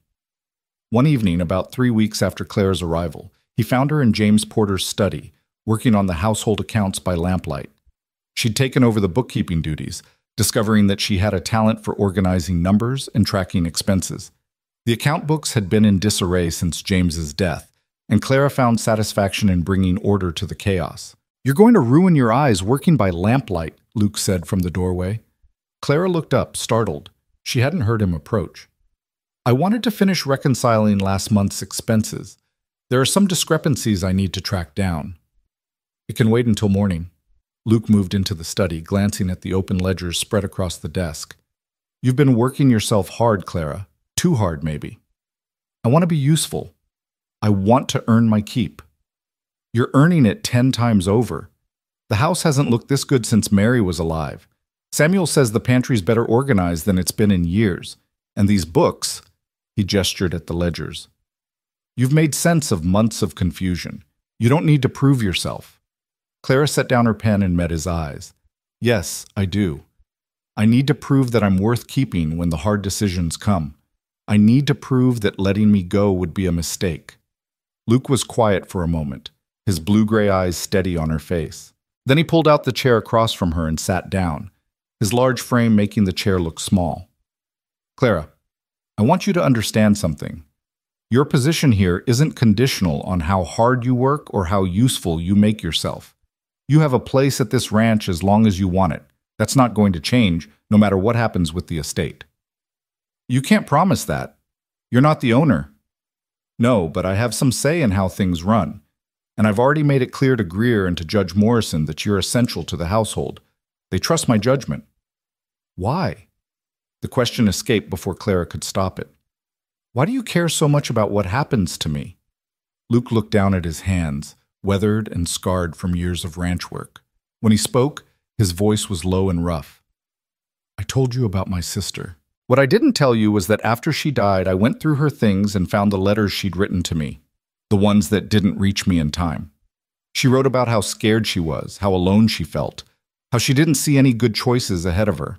She wrote that she wished someone would just see her, really see her, and help her without judgment or expectation." He looked up, and Clara saw something raw in his expression.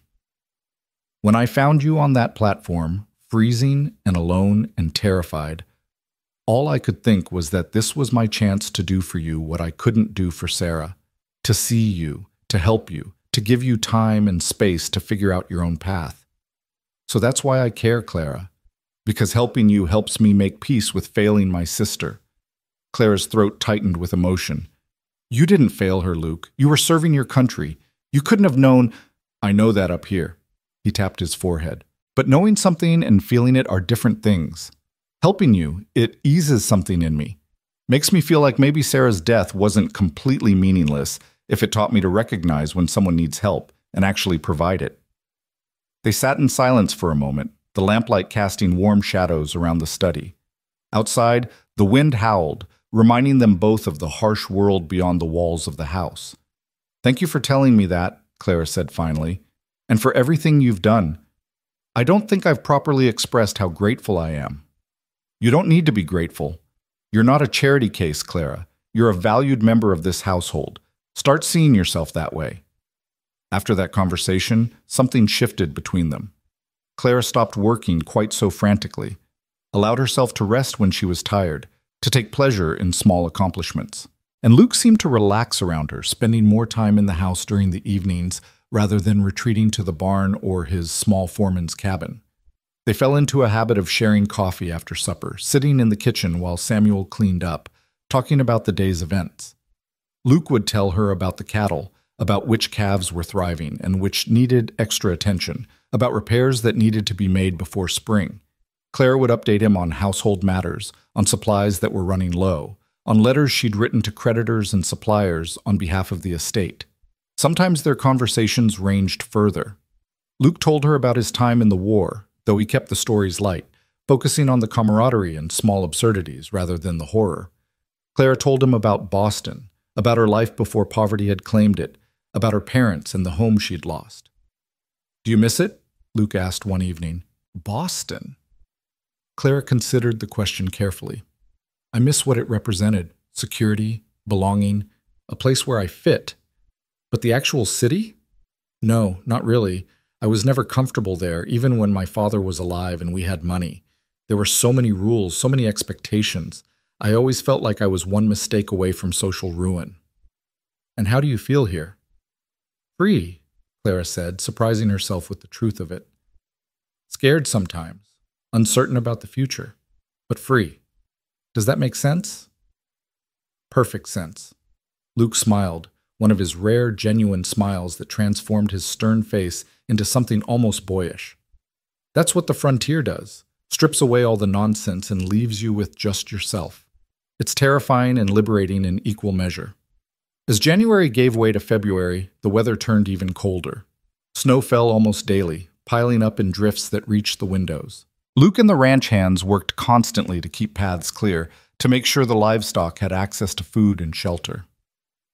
Clara watched from the windows, marveling at their endurance, at the way they pushed through conditions that would have seemed impossible to her just weeks ago.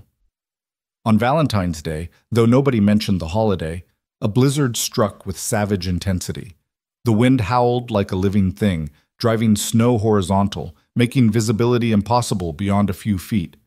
Luke came in for breakfast looking grim. "Bad one," he said, shaking snow from his coat. "Going to last all day, maybe into tomorrow. I need to check the livestock, make sure nothing's trapped or exposed." "In this weather?" Clara said, alarmed. "Surely you can't have to. We could lose animals if I don't." Luke pulled his coat back on, wrapping a scarf around his face. "I'll be back in a few hours. Samuel, keep the coffee hot." "You be careful out there," Samuel called after him. "This storm's got teeth." Luke disappeared into the white fury, and Clara returned to her work, though she found herself constantly glancing out the window, trying to catch sight of him. The storm raged on, growing worse as morning progressed into afternoon. By noon, the world outside had disappeared completely into a wall of white. Samuel prepared a hearty lunch, beef stew and fresh bread, but Luke didn't return to eat it. By 2 o'clock, Clara was pacing the kitchen, worry gnawing at her. "He's all right," Samuel said, though he looked concerned too. "Luke knows this land like the back of his hand. He's probably just taking shelter in one of the line shacks until the worst passes." "What if he's hurt? What if he's lost?" "He's not lost. That man could find his way home in pitch darkness. You'll see. He'll come walking through that door any minute now, half frozen and complaining about the weather."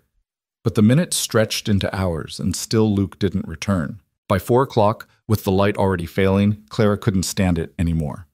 "I'm going to look for him," she announced. "The hell you are," Samuel said sharply. "Begging your pardon for the language, miss, but that's foolishness. You'd be lost in minutes, and then we'd have 2 people to worry about instead of 1. We can't just sit here doing nothing while he's out there in this storm." "We're not doing nothing. We're keeping the house warm and the coffee hot, so when Luke gets back, he'll have somewhere safe to come home to. That's what he needs from us right now." Clara knew Samuel was right, but the waiting was agony. She threw herself into work, preparing supper even though no one was hungry, stoking every fire in the house until the rooms were almost too warm, checking and rechecking the windows for any sign of movement outside. At 5:30, just as Clara was considering defying Samuel and venturing out anyway, the kitchen door burst open. Luke stumbled in on a wave of wind and snow, looking more like a snow creature than a man. Ice crusted his eyebrows and beard, his lips were blue, and his movements were slow and clumsy. "Sweet Jesus," Samuel breathed, jumping to his feet. "Clara, get blankets, and start heating water for a bath." They sprang into action. Samuel helped Luke out of his frozen coat and boots while Clara ran for blankets and stoked the fire higher. Luke was shaking violently, his teeth chattering so hard he couldn't speak. Samuel wrapped him in blankets and pushed him into a chair near the stove. "What happened?" Samuel demanded. "You're half frozen." "Horse threw a shoe," Luke managed through chattering teeth. "Had to walk back from the north pasture. Got turned around in the storm. Took longer than it should have." "You could have died," Clara said, her voice sharp with fear that had transformed into anger now that he was safe. "What were you thinking, staying out in this?" "Was thinking about the cattle," Luke shot back, some heat returning to his voice along with feeling to his limbs. "We've got 20 head in that north pasture. They needed checking. And they'd be fine if you'd frozen to death looking after them?" "Clara, no. You were reckless and stupid, and you scared us half to death." Luke stared at her, surprise replacing the irritation in his expression. "You were worried about me?" Clara realized what she'd revealed and felt her cheeks burn. Of course I was worried. Samuel was worried too. We both were. You're important to this ranch. We need you.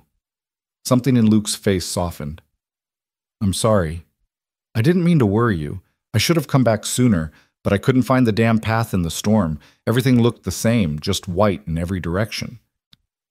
The hot water was ready, and between them, Claire and Samuel got Luke upstairs to the washroom, where they'd filled the tub with steaming water.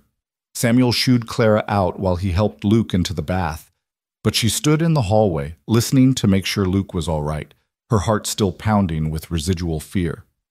When Samuel emerged, he gave her a knowing look. He's fine. Cold and tired, but fine. I'll sit with him while he warms up. You go on and finish supper. But Clara couldn't settle back into work. She paced the kitchen, unable to shake the image of Luke stumbling through the blizzard, lost and freezing. The thought of him dying out there, alone in the storm, made her chest tighten with an emotion she didn't want to examine too closely. It was nearly an hour before Luke came downstairs, dressed in dry clothes, his hair still damp from the bath. He moved stiffly, like his muscles had been battered, but his color was better, and he'd stopped shaking. Supper ready? He asked, as if the whole incident had been nothing more than a minor inconvenience. Sit down before you fall down, Clara ordered, pointing at the kitchen table. I'll bring you food. Luke obeyed without argument, which told Clara he was more exhausted than he wanted to admit. She served him a large bowl of stew and half a loaf of bread, then poured him coffee laced with honey. He ate mechanically, his movements slow but steady. The cattle? Samuel asked. All accounted for. They were huddled in the shelter of the rocks, right where they should be. Stupid of me to worry, but I had to check. Not stupid, Samuel said. Conscientious. There's a difference. After supper, Luke tried to go back out to check on the horses, but Clara blocked his path. You're not going anywhere, she said firmly. The horses are fine in the barn. They don't need you checking on them tonight. Clara. No arguments. You nearly killed yourself today. You're going to sit by the fire, drink hot tea, and rest. That's an order. Luke looked like he wanted to argue, but Samuel backed Clara up. She's right, Luke. You pushed yourself too hard today. Even you have limits. Outnumbered, Luke allowed himself to be herded into the parlor and deposited in the comfortable chair nearest the fire. Clara brought him tea and made him drink it, then wrapped an extra quilt around his shoulders despite his protests that he was warm enough. Stop fussing, Luke grumbled, but there was no real heat in his voice. I'll stop fussing when I'm sure you're not going to collapse, Clara retorted. She sat down on the ottoman near his chair, close enough to keep an eye on him. The fire crackled pleasantly, and outside the storm continued to rage, but inside the house it was warm and safe.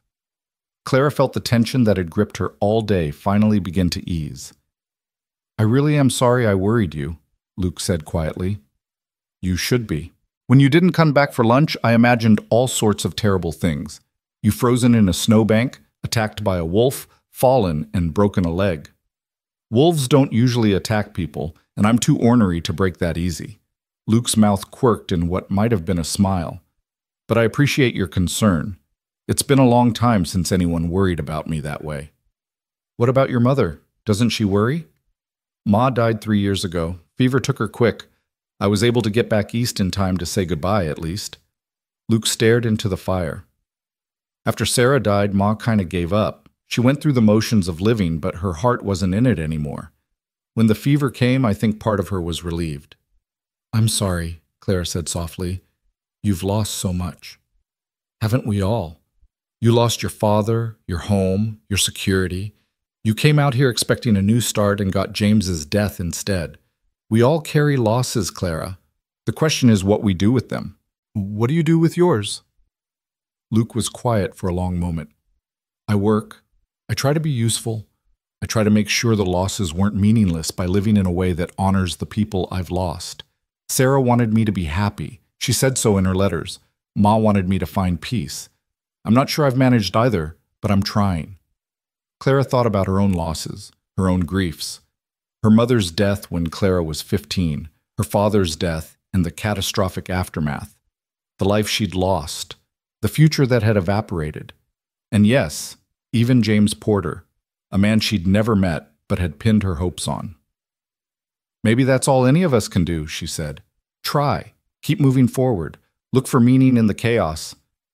That's more philosophical than I expected from someone who makes such perfect biscuits. Clara laughed, surprised by the joke. I contain multitudes, Mr. Callahan. Luke, he corrected, as he always did. And yes, I'm beginning to realize that you do. They sat together in comfortable silence, watching the fire, listening to the storm. After a while, Clara noticed that Luke's breathing had deepened, his chin dropping toward his chest. He was falling asleep in the chair, exhausted from his ordeal. She should wake him, send him to bed properly, but he looked so peaceful, and she found herself unwilling to disturb him.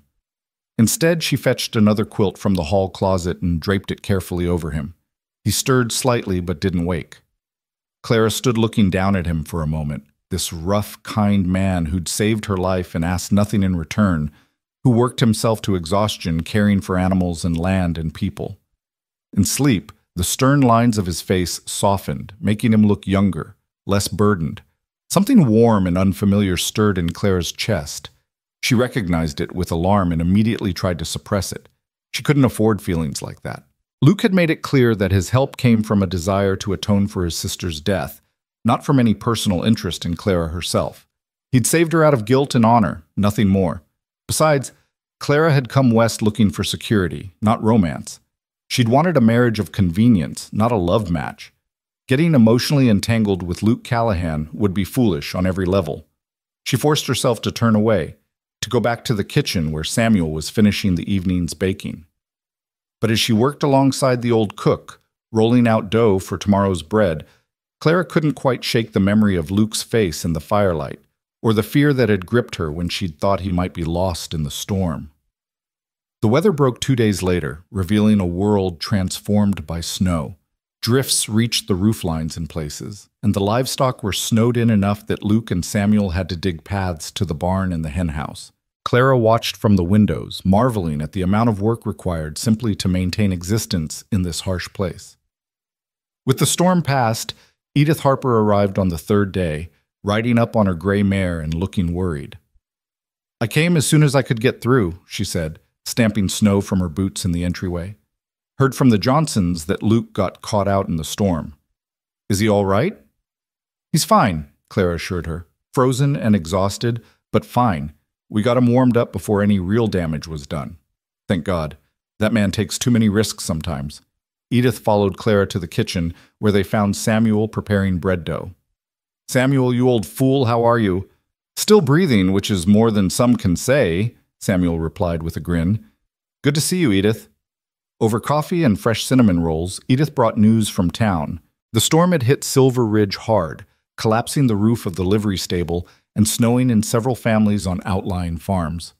A rescue party had gone out and brought everyone to safety, but it had been a close thing. Martin Greer wants to meet with Luke and Clara, Edith said, getting to the main point of her visit. He's coming out to the ranch tomorrow to discuss the estate situation. Thought you should know. Clara's stomach clenched with anxiety. Do you know what he wants to discuss? Probably just reviewing how things are running, making sure the ranch is stable. Don't worry too much, Greer's a reasonable man. He'll see that you're all doing good work here. But Clara worried anyway. That night she lay awake in her room, listening to the wind and wondering what the next day would bring. Would Greer decide that her position was unnecessary? Would he cut costs by letting her go? She'd saved almost $60 from her wages, enough for a train ticket back east with a little left over. But the thought of leaving the ranch, of leaving Luke and Samuel, and even this harsh Montana landscape filled her with unexpected sadness. When had this place started to feel like home? Morning came too quickly. Clara dressed with extra care, choosing the most professional-looking of her wool dresses and pinning her hair up in a severe style that she hoped made her look capable and indispensable. She was in the kitchen helping Samuel with breakfast when Luke came in, also dressed more formally than usual in clean trousers and a pressed shirt. Nervous? He asked Clara. Terrified, she admitted. Don't be. Greer's coming to see how well we're managing, and we're managing better than we have in months. You've got nothing to worry about. But Clara couldn't shake her anxiety. When Martin Greer arrived at 10 o'clock, she felt her heart hammering as she opened the door to admit him.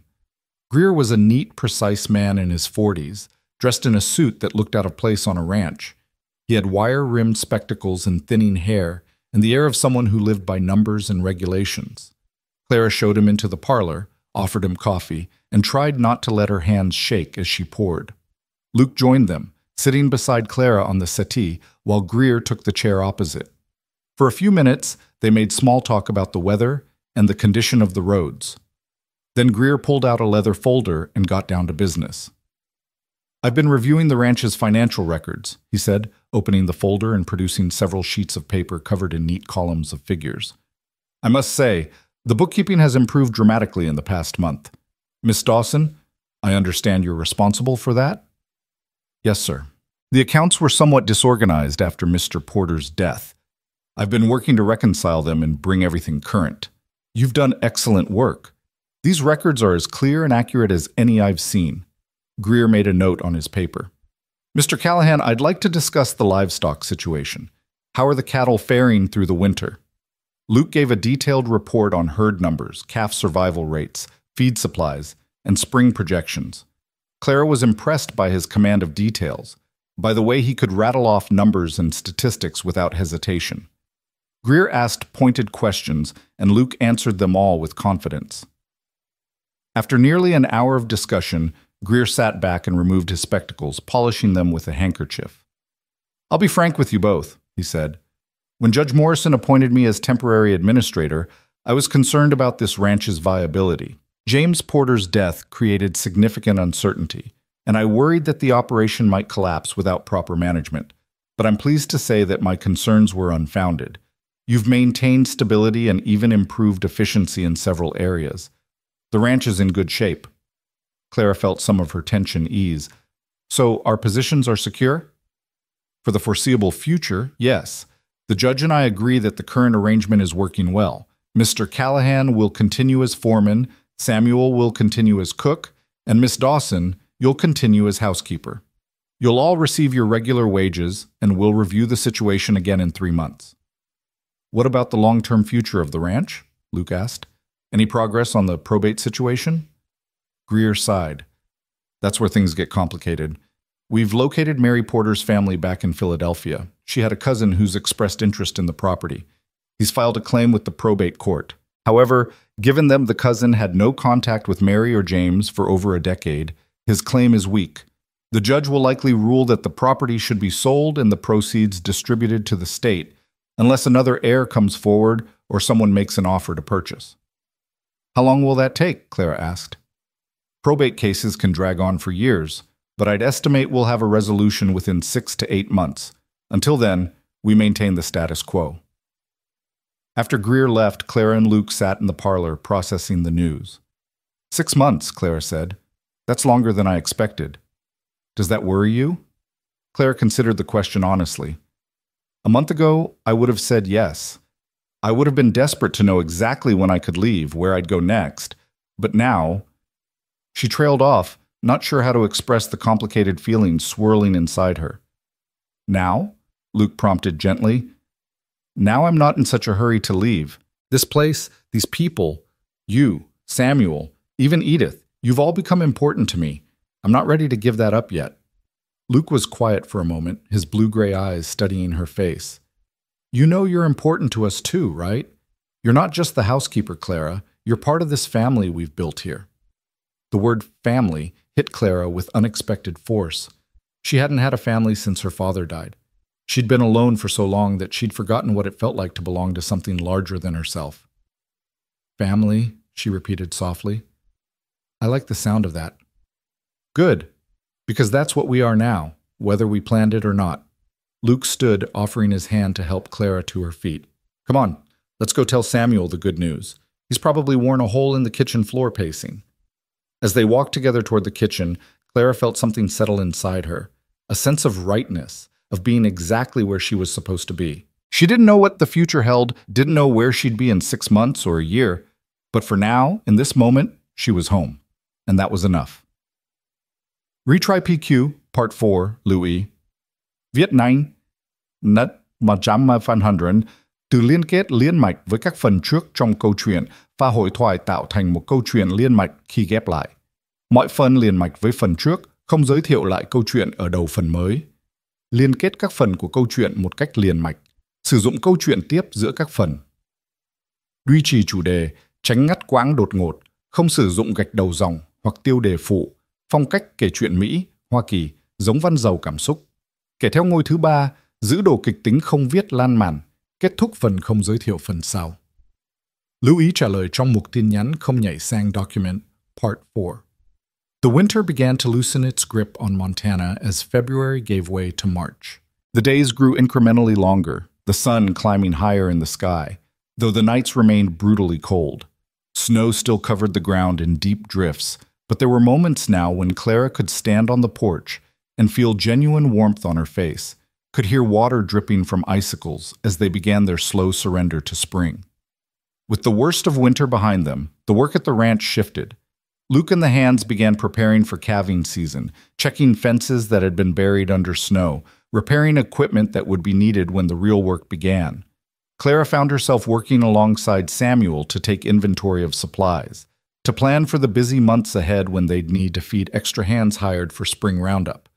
It was during one of these inventory sessions that Clara discovered the cellar. She'd been looking for the preserves that Samuel insisted were stored somewhere in the house, following his vague directions down a narrow staircase she'd never noticed before, hidden behind a door in the kitchen pantry. The cellar was larger than she'd expected, cool and dark, lined with shelves holding jars of vegetables and fruits put up the previous summer. But at the back of the cellar, behind stacks of empty crates, Clara found something else, a trunk, old and battered, covered in dust. Curiosity got the better of her. Clara dragged the trunk out into the light filtering down from the kitchen and opened it carefully. Inside, wrapped in muslin, were clothes. Women's clothes, beautiful and expensive. Silk dresses in jewel tones, lace shawls, embroidered gloves. Beneath the clothes were books, their leather bindings cracked with age, and at the very bottom, a wooden box containing letters tied with ribbon. Clara knew she shouldn't look, that these were clearly Mary Porter's personal belongings, but she couldn't help herself. She lifted out one of the dresses, a deep blue silk with tiny pearl buttons, and held it up. It was exquisite, the kind of dress Clara's mother might have worn to the opera in better days. Those were Mary's. Clara spun around, startled. Edith Harper stood at the bottom of the cellar stairs, her expression unreadable in the dim light. "I'm sorry," Clara said quickly, folding the dress carefully. "I was looking for preserves, and I found this trunk. I shouldn't have opened it." "Don't apologize. You'd have found it eventually." Edith moved closer, looking down at the trunk with a mixture of sadness and affection. "James couldn't bear to look at Mary's things after she died, so he packed them away down here, said he'd go through them someday, but he never did. I suppose he couldn't face it. They're beautiful. She had wonderful taste.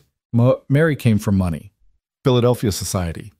Her family was horrified when she married James and moved out to Montana Territory. They cut her off completely, said she was throwing her life away." Edith reached into the trunk and pulled out one of the letters. But Mary never regretted it. She loved James, loved this ranch, loved the freedom of the frontier. These letters, they're the ones she wrote to her sister back east.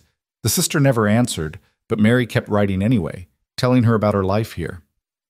Clara felt a pang of sympathy for Mary Porter, a woman she'd never met but felt she understood.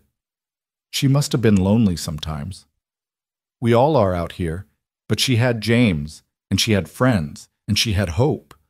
That's more than many people get. Edith carefully returned the letter to the trunk. "You know, you're about Mary's size. These dresses would probably fit you." "Oh, I couldn't." "Why not? They're just sitting down here gathering dust." Mary would have hated that. She believed beautiful things should be used and enjoyed, not locked away. Edith pulled out the blue silk dress again, holding it up against Clara. "Yes, this would look lovely on you. The color matches your eyes." "Edith, it wouldn't be appropriate. These belong to James's wife." "James is dead, and Mary's been gone 5 years. These clothes aren't doing anyone any good moldering in a cellar." Edith's voice was firm but kind. "Besides, Mary would have liked you. You're practical and brave, and you don't suffer fools. Those were her favorite qualities in people.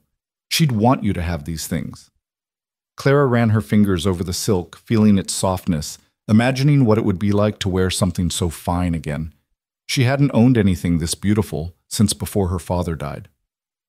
"Take the trunk upstairs," Edith said. "Go through it properly. Keep what you want, and we'll find homes for the rest." Those books especially, Mary loved to read. I think she'd be pleased knowing her books were being enjoyed again. So Clara brought the trunk upstairs to her room and spent that evening going through its contents carefully. The dresses were indeed her size, though they'd need some minor alterations. Mary had been slightly taller. There were 5 dresses in all, along with several shawls, gloves, stockings, and even a beautiful cloak lined with fur.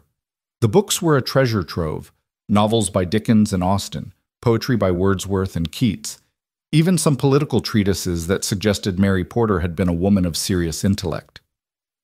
The letters Clara set aside, intending to ask Edith what should be done with them. They felt too personal, too intimate to read, even though Mary was long dead.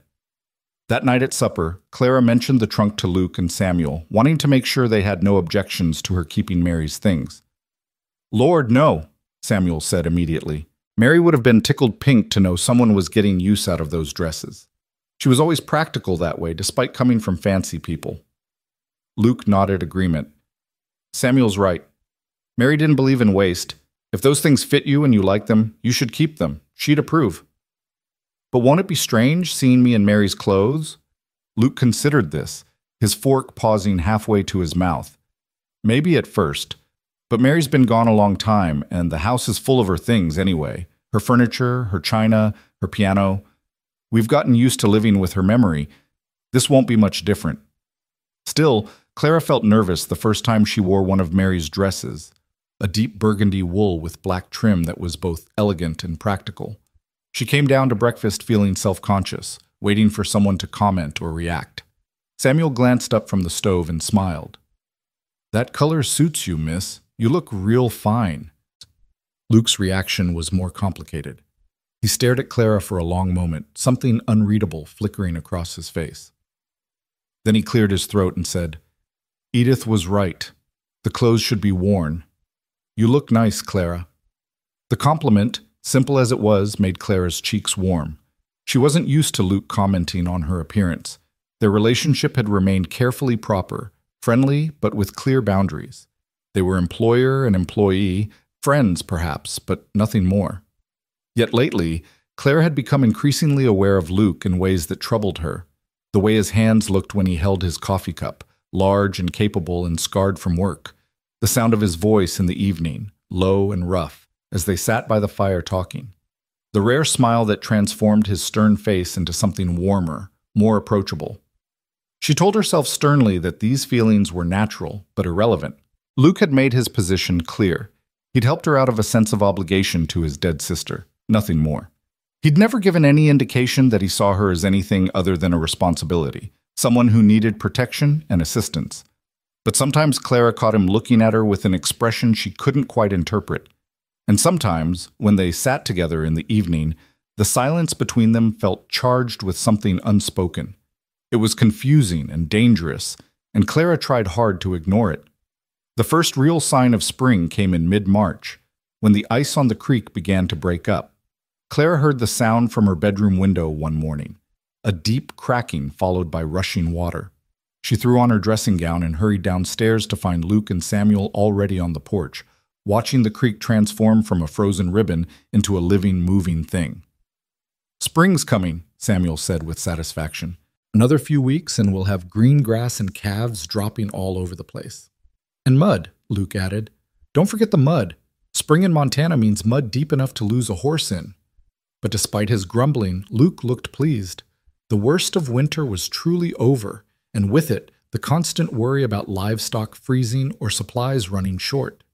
They'd made it through, all of them intact and relatively healthy. That afternoon, Edith arrived with news that set Clara's carefully ordered world spinning. "There's a lawyer coming from Philadelphia," Edith announced without preamble, accepting the coffee Clara offered her. "Mary's cousin, the one who filed the claim on the estate, he's hired a fancy attorney to press his case. They'll be here next week to inspect the property and interview everyone involved." Clara felt her stomach drop. "What does that mean for us?" "Means the cousin's serious about claiming the ranch. If he can prove he's Mary's closest living relative, he might actually win the probate case. Edith's expression was grim. And if he wins, he could sell the place out from under you or bring in his own people to run it. Either way, your positions would be in jeopardy. All of us? Luke asked. He'd come in from outside, drawn by the sound of voices. They'd replace the whole operation? Possibly. This cousin, fellow named Thornton Harper III, no relation to me despite the name, he's apparently a banker who knows nothing about ranching. He might keep you on, Luke, since you know the land, but he could just as easily sell to another rancher and let them handle staffing. Clara's mind raced through the implications. She'd saved about $80 now, enough to travel back east with a little cushion, but she'd grown so comfortable here that she'd stopped thinking seriously about leaving. The idea of being forced out, of losing this place that had become home, filled her with unexpected panic. "When exactly is this lawyer coming?" Luke asked, his voice tight. "Next Wednesday. Martin Greer sent word this morning. He wants everyone to be available for interviews. You, Samuel, Clara, me, anyone who has knowledge of James's intentions or Mary's family situation." After Edith left, Luke found Clara in the study, staring blindly at the account books she was supposed to be reconciling. "You all right?" he asked. "I don't know. I suppose I knew this was temporary, that the situation would change eventually, but I'd started to think—" She trailed off, not sure how to express the complicated tangle of emotions. "You'd started to think maybe you could stay," Luke finished for her. "Yes. Foolish of me." "Not foolish. Natural." Luke pulled out the chair across from her and sat down, his blue-gray eyes serious. "Clara, I want you to know something. Whatever happens with this probate case, whatever this Philadelphia lawyer decides, I'm not going to let you be thrown out without options. If we all lose our positions here, I'll find work at another ranch and I'll make sure you have a position too. You won't be left stranded again. You can't promise that. You don't know what opportunities will be available. I know that ranches always need good workers, and I know enough people in Montana that I can find something. Trust me on this." Clara wanted to trust him, wanted to believe that everything would work out, but she'd learned the hard way that promises were fragile things, easily broken by circumstances beyond anyone's control. What if the cousin keeps you on, but not me? What if he decides he doesn't need a housekeeper or wants to bring in his own people? Then I'll quit and we'll both find something else. Luke, you can't quit. You've been here 8 years. This ranch is your life. My life is what I make it, Luke said firmly. I'm not staying anywhere that doesn't have room for you. The statement hung in the air between them, loaded with implications that neither of them seemed ready to examine. Clara felt her heart beating faster, felt heat rising to her face. "Why?" she asked, her voice barely above a whisper. "Why does it matter so much to you whether I have a place?" Luke was quiet for a long moment, his gaze dropping to his hands. When he spoke, his voice was rough with emotion. "Because somewhere along the way, you stopped being a responsibility and became a friend, became someone I care about, and I don't abandon people I care about." "Just a friend?" The question escaped before Clara could stop it, bold and dangerous. Luke's head snapped up, his eyes meeting hers with an intensity that made Clara's breath catch. For a moment she thought he might say something, might acknowledge the tension that had been building between them for weeks. But then he stood abruptly, his chair scraping against the floor. "I should get back to work," he said, his voice carefully neutral. "Let me know if you need anything." He left before Clara could respond, and she sat alone in the study, her heart pounding, wondering if she'd just made a terrible mistake by pushing too hard too fast. The days leading up to the lawyer's visit were tense. Everyone at the ranch felt it, the uncertainty, the worry about what the future might hold. Samuel grew quieter than usual, spending long hours in the kitchen baking elaborate meals as if trying to prove the value of his presence. Luke threw himself into work with even more intensity than normal, riding out before dawn and returning after dark, exhausted and uncommunicative. Clara tried to prepare for the interview, rehearsing answers to questions she imagined the lawyer might ask. How long had she been at the ranch? What were her duties? Had James Porter ever mentioned his wife's family? Did she have any knowledge of his intentions for the property?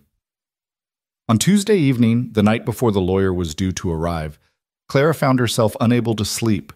She lay in her bed, staring at the ceiling, listening to the wind and the creaking of the old house. Finally, around midnight, she gave up on sleep and went downstairs, thinking to make herself some warm milk. She found Luke in the kitchen, sitting at the table in the darkness, a glass of whiskey in front of him. "Couldn't sleep either?" Clara asked, lighting a lamp. "Too much on my mind." Luke gestured at the chair across from him. "Join me?" Clara sat, pulling her dressing gown tighter around herself. She was acutely aware that she was alone with Luke in the middle of the night, improperly dressed, in a situation that would scandalize anyone who found out. But she couldn't bring herself to care about propriety just then. "Are you worried about tomorrow?" she asked. "Some. Mostly I'm angry. Angry that some stranger from Philadelphia who never gave a damn about James or Mary gets to swoop in and maybe take everything away. Angry that there's nothing I can do to stop it." Luke took a drink of whiskey. "I hate feeling powerless." "I know the feeling. I've felt powerless for months, ever since my father died and left me with nothing. Coming here was supposed to change that. I was supposed to take control of my life, make my own choices. Instead, I'm still at the mercy of circumstances beyond my control." "Maybe we're thinking about this wrong," Luke said slowly. "Maybe instead of waiting to see what this lawyer decides, we should make our own plans. Take control before someone takes it from us." "What do you mean?" Luke leaned forward, his eyes bright with something that might have been inspiration or desperation. "What if we bought the ranch ourselves, made an offer to the probate court before the cousin can finalize his claim?" Clara stared at him. "With what money? Neither of us has the kind of capital it would take to purchase a property this size." "No, but we could get investors, or a loan from the bank, or—" Luke ran a hand through his hair, frustrated. "I don't know. I'm just thinking out loud. But there has to be a way. James built something good here, something worth fighting for. I don't want to see it fall into the hands of someone who'll ruin it or sell it off piece by piece. Even if we could get the money, why would the court sell to us instead of the cousin? He has a legal claim. His claim's weak, and the court's main interest is settling the estate quickly and efficiently. If we could put together a serious offer, they might accept it just to avoid more legal complications." Luke's expression was intense, almost fevered. "Think about it, Clara. We could run this place together, you managing the household and books, me handling the livestock and land. We'd be partners, equal owners. You'd have real security, real control over your future." The vision he painted was intoxicating. Clara could see it, herself not as an employee but as an owner, making real decisions, building something that belonged to her. It was everything she'd dreamed of when she'd first answered James Porter's advertisement, but better because it would be earned rather than given. "It's a beautiful idea," she said softly, "but I don't see how we could make it work. We'd need thousands of dollars, and I have less than 100 saved." "I have about 500 put aside," Luke said. "It's not enough, not nearly enough. But maybe it's a start. Maybe if we talk to the bank, explain the situation—" "Banks don't give loans to women," Clara pointed out, "and they'd want collateral we don't have." Luke's excitement deflated slightly. "You're right. It was a stupid idea." "Not stupid, just difficult." Clara reached across the table and put her hand over his, an impulsive gesture of comfort. "But I appreciate you thinking of it. I appreciate you wanting to fight for this place, for us." Luke turned his hand over, his calloused palm warm against hers. They sat like that for a moment, hands clasped on the kitchen table, and Clara felt the air between them change, grow charged with possibility. "Clara," Luke said, his voice low and rough, "I need to tell you something." "What?" But before he could answer, they heard footsteps on the stairs. They broke apart quickly, Luke pulling his hand back as if burned. Samuel appeared in the kitchen doorway, squinting in the lamplight. "Thought I heard voices," he said. "Everything all right?" "Fine," Luke said, standing abruptly. "Just couldn't sleep. I was heading back out anyway, wanted to check on the horses one more time." He left without looking at Clara again, and she sat at the table with Samuel, her hand still tingling from Luke's touch, wondering what he'd been about to say. Morning came too quickly. The Philadelphia lawyer, a Mr. Reginald Whitmore, arrived at 10 o'clock in a hired carriage, accompanied by Martin Greer. Whitmore was exactly what Clara had expected. Middle-aged, immaculately dressed, with the polished manner of someone who was very good at his job and knew it. Greer made the introductions in the parlor. "Mr. Whitmore, this is Luke Callahan, the ranch foreman, and this is Miss Clara Dawson, the housekeeper." Whitmore's eyes flickered over Clara with undisguised curiosity. "Miss Dawson, I understand you were engaged to marry the late James Porter." "I was coming west to marry him, yes, but he died before we could meet." "And yet you stayed on as an employee. Interesting." Whitmore pulled out a leather notebook. "If you don't mind, I'd like to interview each of you separately. I have questions about Mr. Porter's intentions, his relationship with his late wife's family, and the general management of the property." He interviewed Luke first, closeting himself with the foreman in the study for nearly an hour. Then Samuel was called in. Finally, it was Clara's turn. Whitmore sat behind James Porter's desk, a presumption that irritated Clara immediately, and gestured for her to sit in the chair opposite. He opened his notebook and studied her with sharp, assessing eyes. "Miss Dawson, let's start with the basics. How did you come to answer Mr. Porter's matrimonial advertisement?" Clara explained briefly about her father's death, the debts, her desperate circumstances. She kept her voice steady and factual, refusing to let Whitmore see how much the recounting cost her. "And when you arrived to find Mr. Porter deceased, why didn't you return east immediately?" "I had no money for passage. Mr. Callahan offered me a position as housekeeper, which gave me time to save wages for a ticket." "Yet you're still here months later. Have you saved enough now?" "Yes." "But you're choosing to stay. Why?" Clara met Whitmore's gaze steadily. "Because I've found work I enjoy and people I care about. Because this has become my home." "Your home," Whitmore repeated, making a note. "Tell me, Miss Dawson, in your time here, did Mr. Porter keep any papers regarding his late wife's family? Letters, perhaps, or documents mentioning relatives?" "If he did, I never saw them. The personal papers were kept in the study, which I didn't have access to until after his death. Mr. Callahan found my letters from Mr. Porter in the study after he died." "And you've been managing the household accounts?" "Yes. The books were in some disarray after Mr. Porter's death. I've been working to organize them." "Convenient," Whitmore murmured. "Very convenient for someone to have intimate knowledge of the estate's finances." Clara felt anger flare. "If you're implying something improper, Mr. Whitmore, I suggest you say so directly." "I'm not implying anything. I'm simply noting facts." Whitmore closed his notebook. "One final question, Miss Dawson.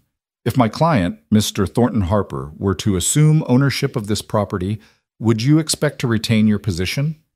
"I would hope to, but I understand that's his decision to make." "Indeed it is. Thank you for your time." The interview left Clara feeling dirty and defensive, as if she'd been accused of some crime she couldn't name. She found Luke waiting in the kitchen, his expression dark. "That man's a snake," Luke said without preamble. "Spent half the interview trying to trip me up, get me to contradict myself, or admit to something that would help his client's case." "He practically accused me of impropriety," Clara said. "Suggested there was something suspicious about my managing the books. He's trying to build a case that we're all incompetent or corrupt to make his client look like the better option for running the place." Luke's jaw was tight with anger. "Bastard!" Samuel emerged from his own interview looking shaken. "That lawyer asked me if Mr. James ever spoke ill of his wife's family, if he ever said anything that suggested he wouldn't want them inheriting. I told him the truth, that Mr. James barely mentioned them at all. But I could tell that wasn't the answer he wanted." After Whitmore left, the three of them sat in the kitchen, processing what had happened. Edith arrived mid-afternoon, having had her own interview at Whitmore's hotel in town. "That man is a professional assassin with a law degree," she announced. "He tried to get me to say that James was mentally incompetent in his final days, that he wasn't thinking clearly when he posted his matrimonial advertisement. I told him James was sharp as a tack right up until the pneumonia hit, but I don't know if he believed me." "What happens now?" Clara asked. "Now Whitmore goes back to Philadelphia and reports to his client.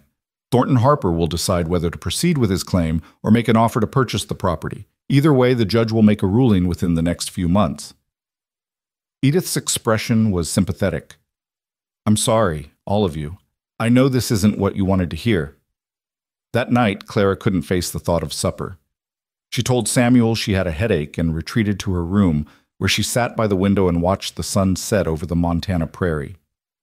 The land was beginning to show hints of green now, the snow melting in patches, revealing the brown grass beneath.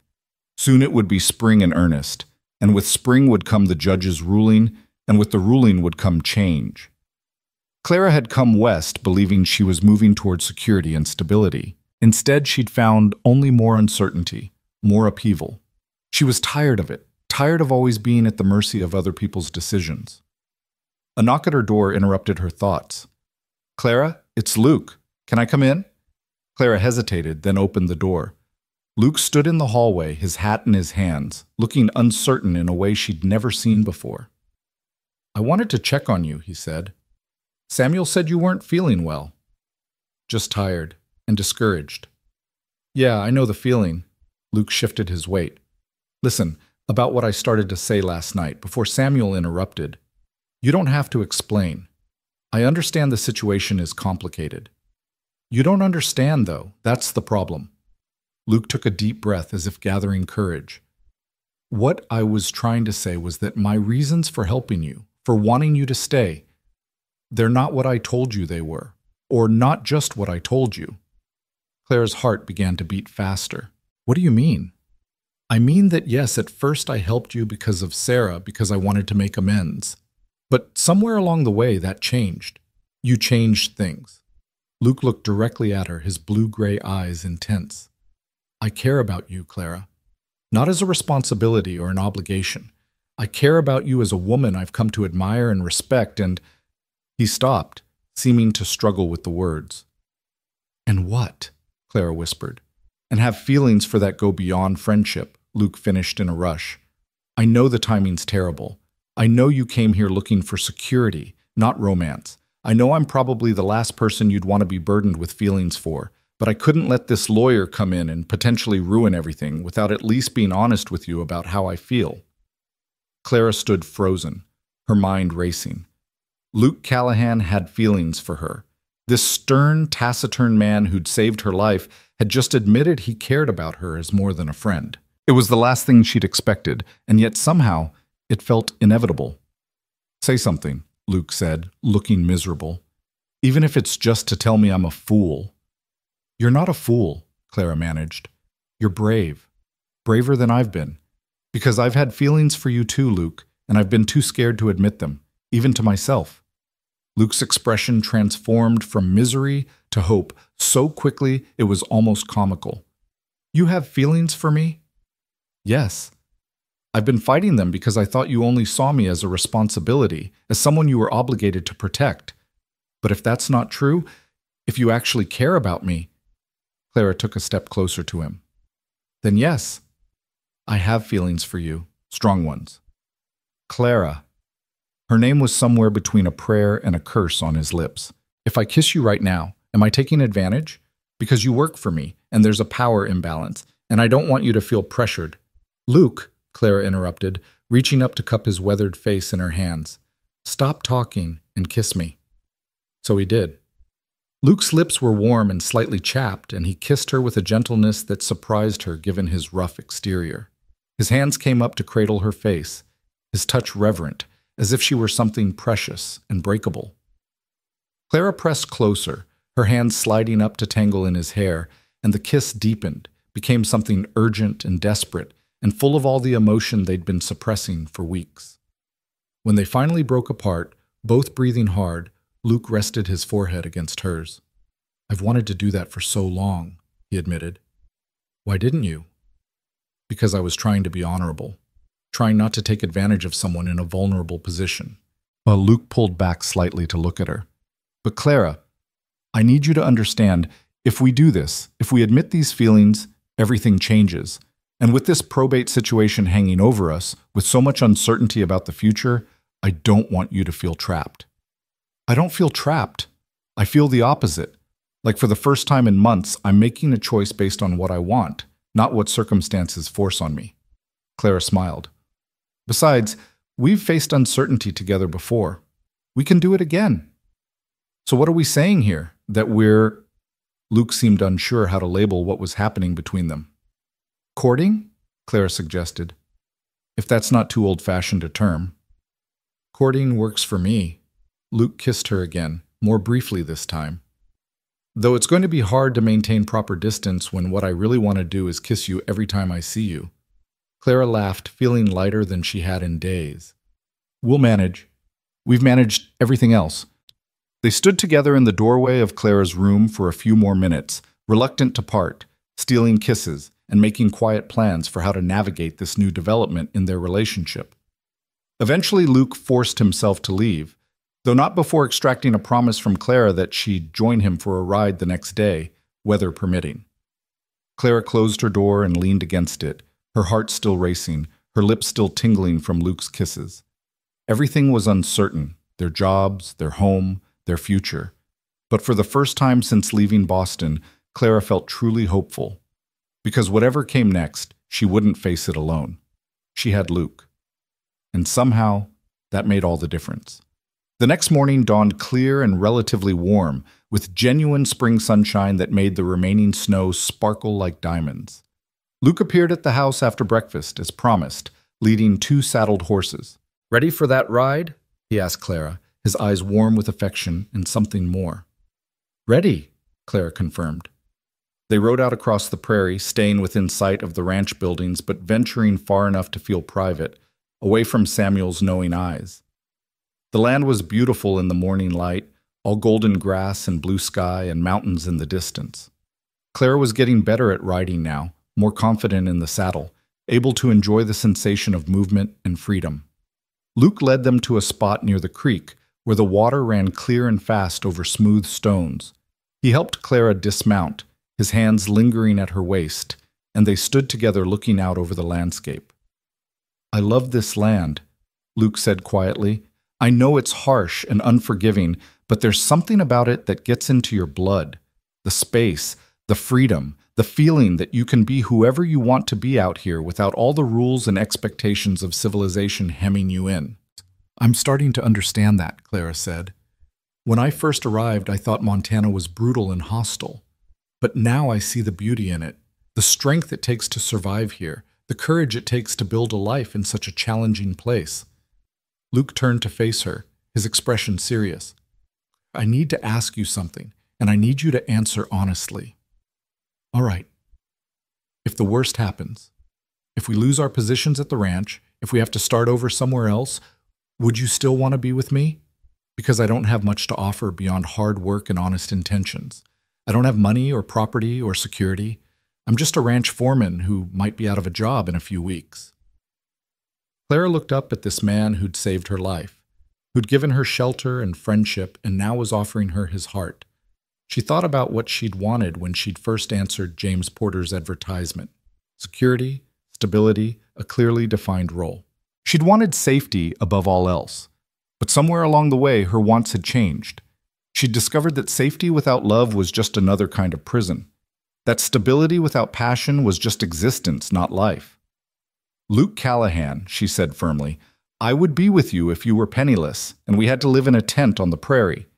I didn't fall in love with your position or your prospects. I fell in love with you, your strength, your kindness, your honor. Everything else is just details."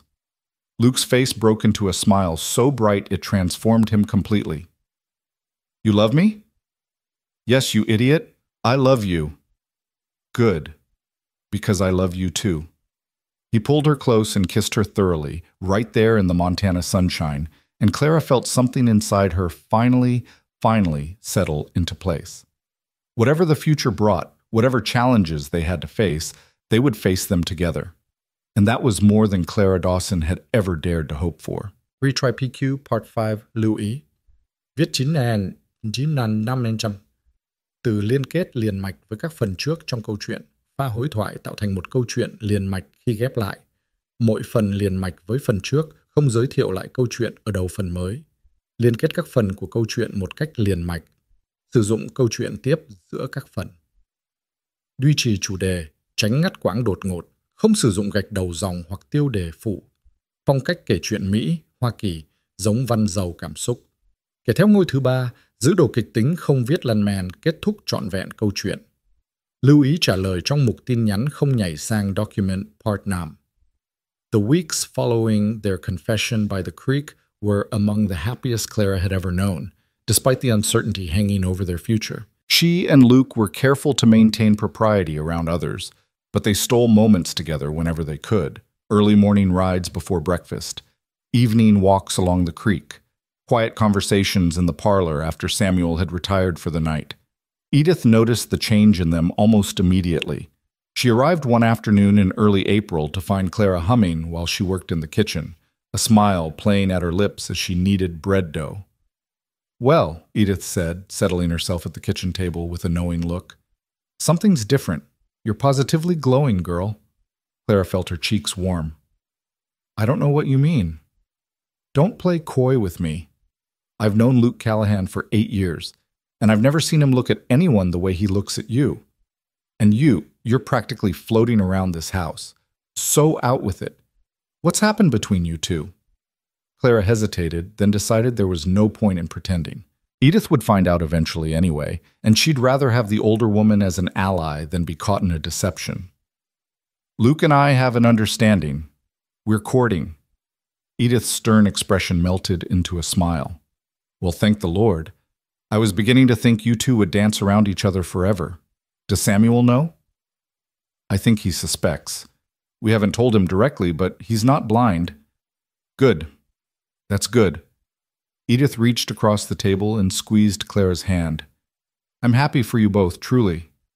Luke's been alone too long, carrying too much weight by himself. And you deserve someone who sees your worth, who'll stand by you through hard times." "Thank you, Edith. That means more than you know."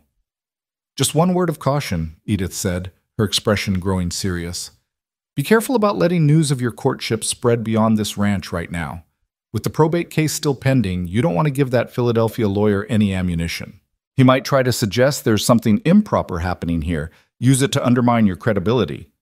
Clara hadn't thought of that, and the reminder sent a chill through her. "You're right. We'll be discreet." Spring arrived in earnest as April progressed. The snow melted completely, revealing brown grass that quickly began to green. Wildflowers appeared almost overnight: purple lupine, yellow balsam root, tiny white blossoms Clara couldn't name.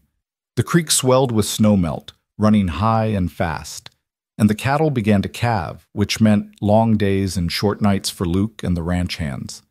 Clara watched from the house as Luke worked, admiring his competence and strength. He moved among the cattle with calm authority, checking on laboring cows, assisting with difficult births, doctoring sick calves. He came to meals exhausted and covered in dirt and worse, but there was satisfaction in his face. This was work he understood, work that mattered. One evening in mid-April, Luke came to the house later than usual, looking haggard. Clara met him at the door with concern. "What's wrong?" "Lost a cow and her calf tonight. She was young, first pregnancy, and the calf was breech. By the time we realized what was happening, it was too late for both of them." Luke's voice was rough with exhaustion and grief. "I hate losing them. Always feels like a failure, even when there's nothing more you could have done." Clara led him to the kitchen, sat him down, and poured him coffee. She knew better than to offer empty platitudes. Instead, she simply stayed close, her presence a quiet comfort. "Tell me something good," Luke said after a while. "Something that has nothing to do with death or probate courts or uncertainty, just something good." Clara thought for a moment, then smiled. "I finished Mary Porter's copy of Pride and Prejudice last night. It made me laugh out loud in several places, which I wasn't expecting. And there's this beautiful passage near the end where Elizabeth realizes she's in love with Darcy, where she thinks about how grateful she is to have learned to appreciate him properly. It reminded me of us." "How so?" "Because I didn't see you clearly at first. When you found me on that platform, I saw you as my rescuer, someone I was obligated to. Then you became my employer, my friend. But it took time for me to really see you, to understand your heart, your character, the depth of your kindness. Like Elizabeth with Darcy, I had to learn to appreciate you properly." Luke reached across the table and took her hand. "And now? Now I see you clearly, and what I see makes me love you more every day." Luke pulled her close, kissing her with a tenderness that made Clara's heart ache. These stolen moments were precious, made more so by their uncertain future. Clara tried not to think about what would happen if they lost the ranch, tried to live in the present instead of borrowing trouble from the future. But the future arrived anyway, as it always did. In late April, Martin Greer rode out to the ranch with news. His expression was grave as Clara showed him into the parlor where Luke and Samuel were waiting. "I'll get straight to the point," Greer said. "Judge Morrison has reviewed all the evidence and testimony, and he's prepared to make his ruling next week. But before he does, there's been an unexpected development." "What kind of development?" Luke asked. "Thornton Harper has made a formal offer to purchase the property. He's offering $15,000, a fair price, perhaps even generous given the current market. The judge is inclined to accept the offer and close the estate, which would give Harper full ownership." Clara felt the floor tilt beneath her. $15,000. There was no way she and Luke could compete with that kind of money. "What about us?" Samuel asked, his weathered face creased with worry. "What happens to the people who work here?" "Harper has indicated he'll keep the foreman position," Greer said, looking at Luke. "He recognizes your value and expertise, but he wants to bring in his own household staff, which means Samuel and Miss Dawson would need to find other positions." The words hit Clara like a physical blow. She'd known this was possible, had tried to prepare herself for it, but the reality was still devastating. She was going to lose her home, her place, everything she'd built here. "When does the judge make his final ruling?" Luke asked, his voice tight. "1 week from today. If you have any objections or alternative proposals, you need to present them before then." Greer stood, clearly uncomfortable with being the bearer of bad news. "I'm sorry, I wish the news were better." After Greer left, the three of them sat in stunned silence. Finally, Samuel spoke. "Well, hell," he said succinctly. "Begging your pardon, Clara, but hell! I need some air," Luke said abruptly, standing and striding toward the door. Clara started to follow him, but Samuel caught her arm. "Let him be for a bit. He needs to process this in his own way. You can talk to him later." So Clara stayed in the house, helping Samuel prepare supper mechanically, her mind spinning. What would she do? Where would she go? She had nearly $100 saved now, enough to travel back east or to try to find another position out west. But the thought of leaving Luke, of being separated from him, was unbearable. She found him an hour later in the barn, sitting on a hay bale and staring at nothing. Clara sat down beside him, not speaking, just being present. "I've been trying to figure out how to make this work," Luke said finally, "trying to find a solution that lets us stay together. But I keep coming back to the same problem. I don't have enough money. I've saved about $600 over the years, which is nothing compared to $15,000. "I have 100, Clara offered. "Together, that's 700. It's still not enough." "Not even close." Luke turned to look at her, his eyes full of frustration and love. "Clara, I need you to know something. When Harper takes over and brings in his own people, I'm not staying. I don't care what he offers me. I'm not working for a man who'd throw you and Samuel out just to bring in his own staff. Luke, you can't quit. This ranch means nothing without you." Luke took her hands in his. "I meant what I said before. My life is what I make it, and I choose to make it with you. We'll find work somewhere else. Maybe not as good as here, but we'll manage." Clara felt tears threaten. "I don't want you to give up everything for me." "I'm not giving it up. I'm choosing something better." Luke pulled her close, and Clara buried her face in his shoulder, breathing in the scent of hay and leather and him. They sat together in the barn until the light faded, holding each other, drawing strength from their connection. Finally, as darkness fell, they returned to the house for a somber supper. That night, Clara lay awake in her room, her mind churning. There had to be a solution, some way to save the situation. She thought about Luke's idea from weeks ago, buying the ranch themselves. It had seemed impossible then, and it seemed even more impossible now with Harper's generous offer on the table. But was there any way, any possibility at all? An idea began to form, crazy and desperate, but perhaps not entirely impossible. Clara sat up in bed, her heart racing. It was risky, and it required her to be bolder than she'd ever been in her life. But it might just work. The next morning, Clara rode into Silver Ridge alone, telling Luke and Samuel she needed to handle some personal business.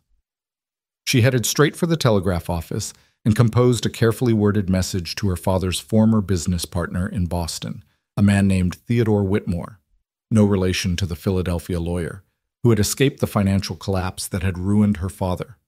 Whitmore had written to Clara after her father's death, expressing regret and offering belated assistance. But Clara had been too proud and too hurt to respond. Now, swallowing that pride, Clara sent the telegram. Need immediate loan. Have opportunity for profitable investment. Will repay with interest. Please wire response care of Silver Ridge Bank. Urgent. Clara Dawson. It was a long shot. Whitmore might refuse, might not even remember her, but it was the only option Clara could think of. She also stopped at the bank and asked to speak with the manager, a portly man named Harrison Burke, who'd always been cordial when she'd come to town. Mr. Burke, I need to inquire about the possibility of a loan. Burke looked sympathetic but doubtful. Miss Dawson, you know I hold you in high regard, but the bank's policy is quite strict about lending to unmarried women. We'd need either a male co-signer or substantial collateral, which I understand you don't possess.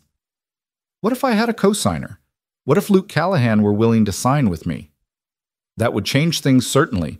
Mr. Callahan has an excellent reputation, and he has some savings with us, but I have to ask, what would you need the loan for? Clara took a deep breath. To make an offer on the Porter Ranch. I know Thornton Harper has offered $15,000, but I'm hoping to match or exceed that offer. I have some savings, and I'm expecting a loan from back east. If I could get a loan from the bank as well, I might be able to put together a competitive offer. Burke looked at her with new respect. That's ambitious, Miss Dawson. Very ambitious. But I have to be honest with you, even with a co-signer and partial funding from elsewhere, the bank would be hard-pressed to lend enough to match Harper's offer. We're talking about a substantial sum. I understand. But would you at least consider it? If I can get the funding from Boston and Luke is willing to co-sign, would you meet with us to discuss terms? Burke was quiet for a moment, then nodded slowly. I'll consider it. Bring me a detailed proposal. How much you're seeking, what you're bringing to the table, how you plan to make the ranch profitable enough to repay the loan. If the numbers make sense and Mr. Callahan is willing to co-sign, I'll take it to the board, but I'm making no promises, Miss Dawson. That's all I'm asking. Thank you, Mr. Burke. Clara returned to the ranch that afternoon with a fragile seed of hope in her chest. She found Luke in the barn, as usual, and pulled him aside to explain what she'd done. You did what? Luke looked stunned. Clara, that's incredibly brave and probably a little crazy. I know, but I had to try. I couldn't just accept defeat without fighting back. Clara gripped his hands. Luke, if the loan from Boston comes through, and if the bank is willing to work with us, we might actually be able to do this. We might be able to buy the ranch and run it ourselves, the way you suggested. Even if we get the money, there's no guarantee the judge will accept our offer over Harper's. No, but at least we'll have made the attempt. At least we'll know we fought for what we wanted instead of just letting circumstances push us around. Luke pulled her close, kissing her forehead. You're amazing, you know that? Absolutely amazing. All right, I'm in. Whatever you need from me, whatever it takes, I'm with you. The next 3 days were agonizing. Clara checked with the telegraph office twice daily, waiting for a response from Theodore Whitmore. Luke worked with her in the evenings, putting together a detailed proposal for the bank, inventory of assets, projected income, proposed improvements, repayment schedule. Samuel, when he learned what they were planning, contributed his own savings, $200 he'd been hoarding for his old age. You'll need every penny, he said gruffly when Clara tried to refuse. Besides, if you two young fools pull this off, I'll have a place to live out my days in peace. That's worth more than money to me. On the fourth day, Clara received a telegram. Her hand shook as she opened it. We'll wire $2,000 to Silver Ridge Bank. Stop. Consider it gift not loan. Stop. Your father would be proud. Stop. Good luck. Stop. Theodore Whitmore. Clara read the telegram 3 times, unable to believe what she was seeing. $2,000. Not a loan, but a gift. It was more than she dared to hope for. She rode back to the ranch at a gallop, bursting into the barn where Luke was working. He sent it. Whitmore sent $2,000, and he says it's a gift, not a loan. Luke swept her up in his arms, spinning her around, both of them laughing with joy and relief. When he set her down, his expression grew serious. So, let's do the math. You have 100 saved, I have 600, Samuel has 200, and now we have 2,000 from Whitmore. That's $2,900. If the bank will lend us $12,000, we can offer Harper's exact price of $15,000, but that's a lot for the bank to lend. I know, but it's our best shot. Let's take the proposal to Burke tomorrow and see what he says. They met with Harrison Burke the next morning, laying out their proposal in detail. Burke reviewed their numbers carefully, asking pointed questions about projected revenue and expenses, about their plans for managing the ranch, about contingencies if things went wrong. Finally, after what felt like hours, Burke set down his pen and looked at them seriously. "This is highly irregular," he said. "The bank doesn't typically make loans of this size to first-time property owners. But I have to admit, your proposal is solid. You clearly understand ranching, Mr. Callahan, and Miss Dawson, your financial projections are impressively thorough. If you're willing to accept some rather strict terms, including the ranch itself as collateral and a repayment period of no more than 10 years, I believe I can convince the board to approve a loan of $10,000. Clara's heart sank. $10,000? But we need 12 to match Harper's offer. I understand, but 10 is the absolute maximum the board will approve for an untested borrower. However, Burke continued, if you can find another source for the additional $2,000, you'd be able to make an offer of $14,900. That's only $100 less than Harper's offer. It's possible the judge might accept it, especially if you can make a compelling case for local ownership. Clara looked at Luke, saw the same calculation happening in his eyes. Where could they possibly find another $2,000 in less than 2 days? We'll find it, Luke said firmly. Thank you, Mr. Burke. We'll be in touch. Outside the bank, they stood on the sidewalk, both thinking furiously. Edith, Clara said suddenly, what if we asked Edith? She has her own ranch, her own resources. She might be willing to invest. Or at least loan us the money, Luke agreed. It's worth asking. They rode out to the Harper Ranch immediately, finding Edith in her barn, supervising the branding of new calves. When they explained the situation, Edith listened carefully, her sharp eyes assessing. So you need $2,000 to make a competitive offer on Porter Ranch, she summarized. And you're asking me to invest? We're asking you to consider it, Clara said. We'd pay you back with interest, same as the bank. Or if you'd rather be a partner with a stake in the ranch, we could discuss that too. We're open to any arrangement that works. Edith was quiet for a long moment, looking between them. Then she smiled slowly. Mary Porter was my best friend, she said. I stood beside her when she married James, was with her when she died. I'd hate to see her ranch fall into the hands of some Philadelphia banker who doesn't give a damn about this land or the people who work it. So yes, I'll give you the $2,000, but not as a loan. Then as what? Luke asked. As a wedding gift. You two are planning to marry, aren't you? Because if you're buying this ranch together, you'd better be planning to make it legal. Clara felt her cheeks flush. She and Luke had talked about marriage in vague future terms, but they hadn't made any concrete plans. Luke, however, didn't hesitate. Yes, ma'am, we're planning to marry, just been waiting for the right time. Then consider this my early wedding present. Seed money for your life together. Pay me back if you want, when you're able. But there's no rush and no interest. All I ask is that you run that ranch the way James and Mary would have wanted, with integrity and heart. Clara felt tears slip down her cheeks. Edith, thank you. Thank you so much. Don't thank me yet. You still have to convince the judge to accept your offer. Edith pulled out her checkbook. But I believe in you two. You've got something special, the kind of partnership that builds lasting things.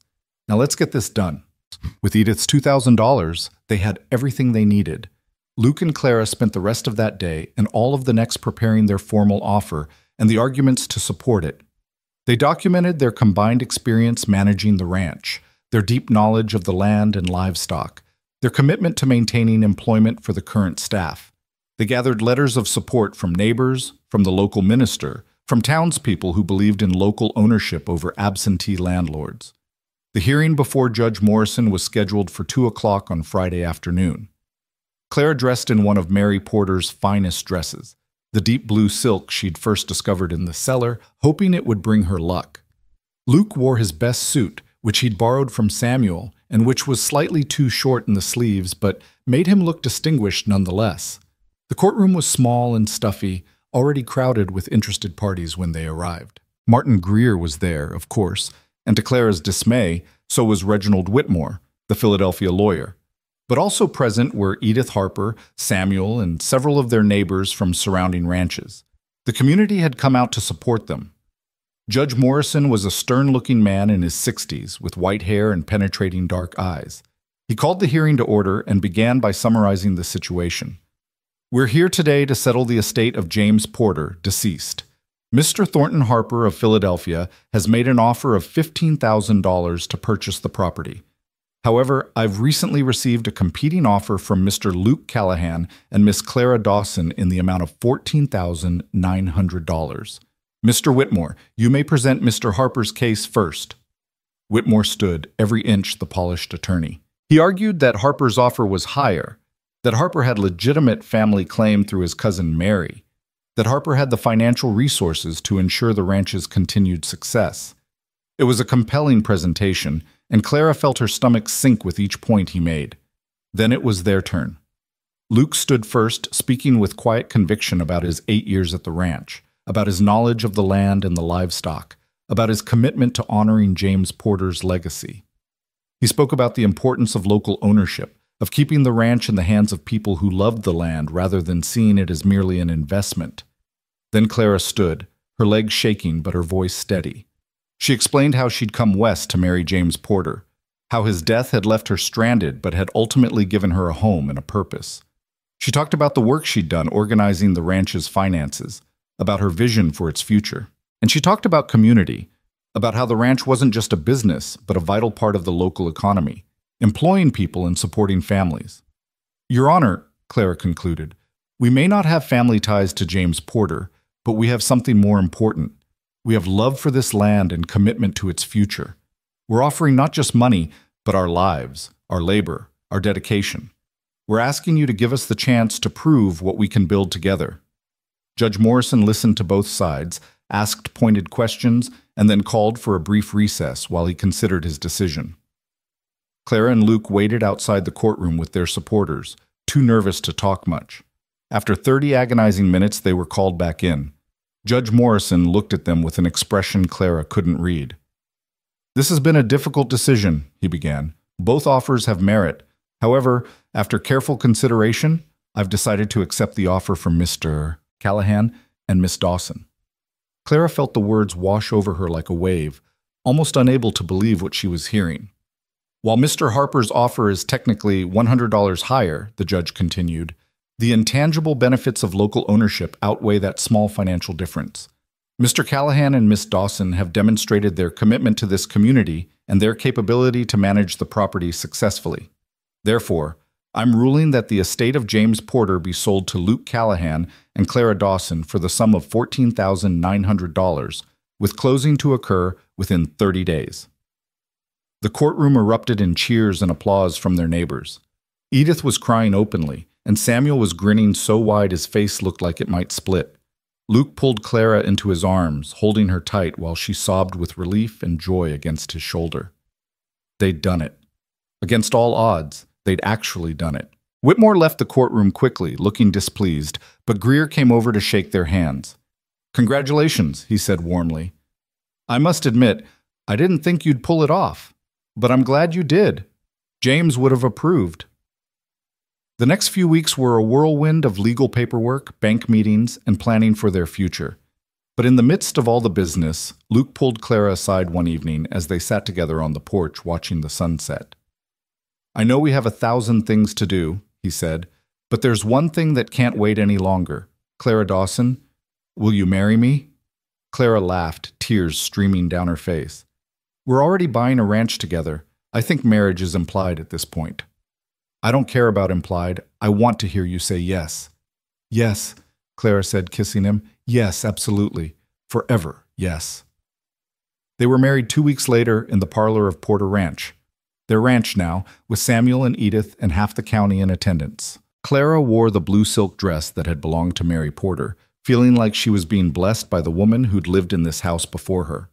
Luke wore his borrowed suit and looked so nervous and happy that Clara wanted to kiss him every time she looked at him. The ceremony was simple, conducted by the local minister, but Clara felt the weight and importance of every word. When Luke slipped a simple gold band on her finger, she thought about the journey that had brought her here, from Boston to Montana, from desperation to hope, from freezing alone on a platform to standing in a warm house surrounded by friends, marrying a man who saw her worth and loved her fiercely. "I now pronounce you man and wife," the minister said. "Luke, you may kiss your bride." And he did, thoroughly, while their friends and neighbors cheered. The celebration lasted well into the night. Edith had insisted on making the wedding cake, a towering confection that Clara suspected had consumed most of the county's sugar supply. Samuel had roasted a whole steer, and neighbors had brought food and drink enough to feed an army. There was music and dancing, and at one point Luke swept Clara into his arms and waltzed her around the porch while everyone clapped. "Happy?" he asked, holding her close. "Happier than I ever thought possible," Clara answered truthfully.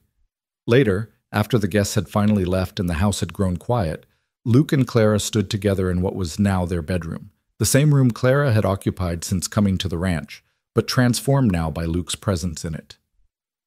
"I can't quite believe this is real," Clara said, looking at the gold band on her finger. 6 months ago, I was standing on a train platform thinking I was going to die. And now I'm married to you, and we own this ranch, and we have a future together. It's almost too much good fortune to comprehend." "We make our own fortune," Luke said, pulling her close. "We chose this, Clara. We fought for it. We earned it. And we're going to build something beautiful here. I can feel it." And they did. Over the months and years that followed, Luke and Clara transformed Porter Ranch into something that honored its past while embracing its future. They ran it as true partners, Luke managing the livestock and land while Clara handled the books and the business side. They made improvements slowly and carefully, always mindful of their debt, but never sacrificing quality or integrity. Samuel stayed on, of course, growing old gracefully in the ranch house kitchen, teaching Clara his recipes and his wisdom about life on the frontier. Edith Harper remained their closest friend and ally, visiting often and becoming the grandmother figure to the children who eventually came. 3 of them, born over the course of 5 years, each one loved and celebrated. The ranch prospered. Luke's careful stewardship of the land and cattle paid off in steady profits that allowed them to repay their loans ahead of schedule. Clara's business acumen helped them weather the economic ups and downs that plagued other ranches. Together, they built a reputation for honesty and quality that made Porter Ranch, which they never renamed, feeling it was important to honor James and Mary's legacy, one of the most respected operations in Montana Territory. But more than the financial success or the community respect, what mattered most to Clara was the life she and Luke built together. They worked side by side every day, shared every decision, supported each other through challenges, and celebrated together in triumphs. The partnership they'd forged in crisis became the foundation of everything good in their lives. Sometimes on quiet evenings when the work was done and the children were asleep, Clara and Luke would sit together on the porch where he'd first asked her to marry him, watching the Montana sunset paint the sky in shades of gold and crimson. "Do you ever think about that night on the platform?" Luke asked her once, years after they'd married. "When you were freezing and alone and thought no one was coming?" "Sometimes," Clara admitted, "but not with sadness anymore. Because that night led to this, to us, to this life, to everything we've built. If James Porter hadn't died, if you hadn't found me on that platform, I would have had a very different life. Probably not a bad life, but not this one. Not this perfect, unexpected, beautiful life. You're not disappointed, then? That you didn't get the marriage of convenience you came west for?" Clara looked at her husband, this strong, gentle man who'd saved her life and then given her so much more than safety. She thought about their children playing in the yard, about the ranch thriving under their care, about the community they'd built around them. She thought about love, real and deep and lasting, The kind of love she hadn't even known to hope for when she'd answered James Porter's advertisement all those years ago. Disappointed? Clara laughed, taking Luke's hand. I came west looking for security and found everything I didn't know I needed. I came looking for shelter and found home. I came expecting one man and found the right one instead. No, Luke Callahan, I'm not disappointed. I'm grateful. I'm so incredibly grateful. Luke pulled her close, wrapping her in the warmth of his arms, just as he'd wrapped her in his coat that freezing February night. And Clara closed her eyes and listened to his heartbeat and thought about all the unexpected grace that had brought her here. To this porch, this land, this life, this love. Years later, when their children were grown and beginning their own adventures, when Clara's hair had gone gray and Luke's face had weathered even further under the Montana sun, they would still sometimes talk about that night, about how Clara had sat shivering on a platform, waiting for a future that never came, while the future she actually needed was riding toward her through a blizzard, about how Luke had wrapped her in his coat and promised she wouldn't be alone, about how some promises, once made, echo through entire lifetimes. The ranch passed eventually to their eldest daughter, who ran it with the same integrity and love her parents had shown. And on the mantel in the ranch house, beside photographs of family and friends, sat a battered sheepskin coat, the same coat Luke had worn that February night in 1878.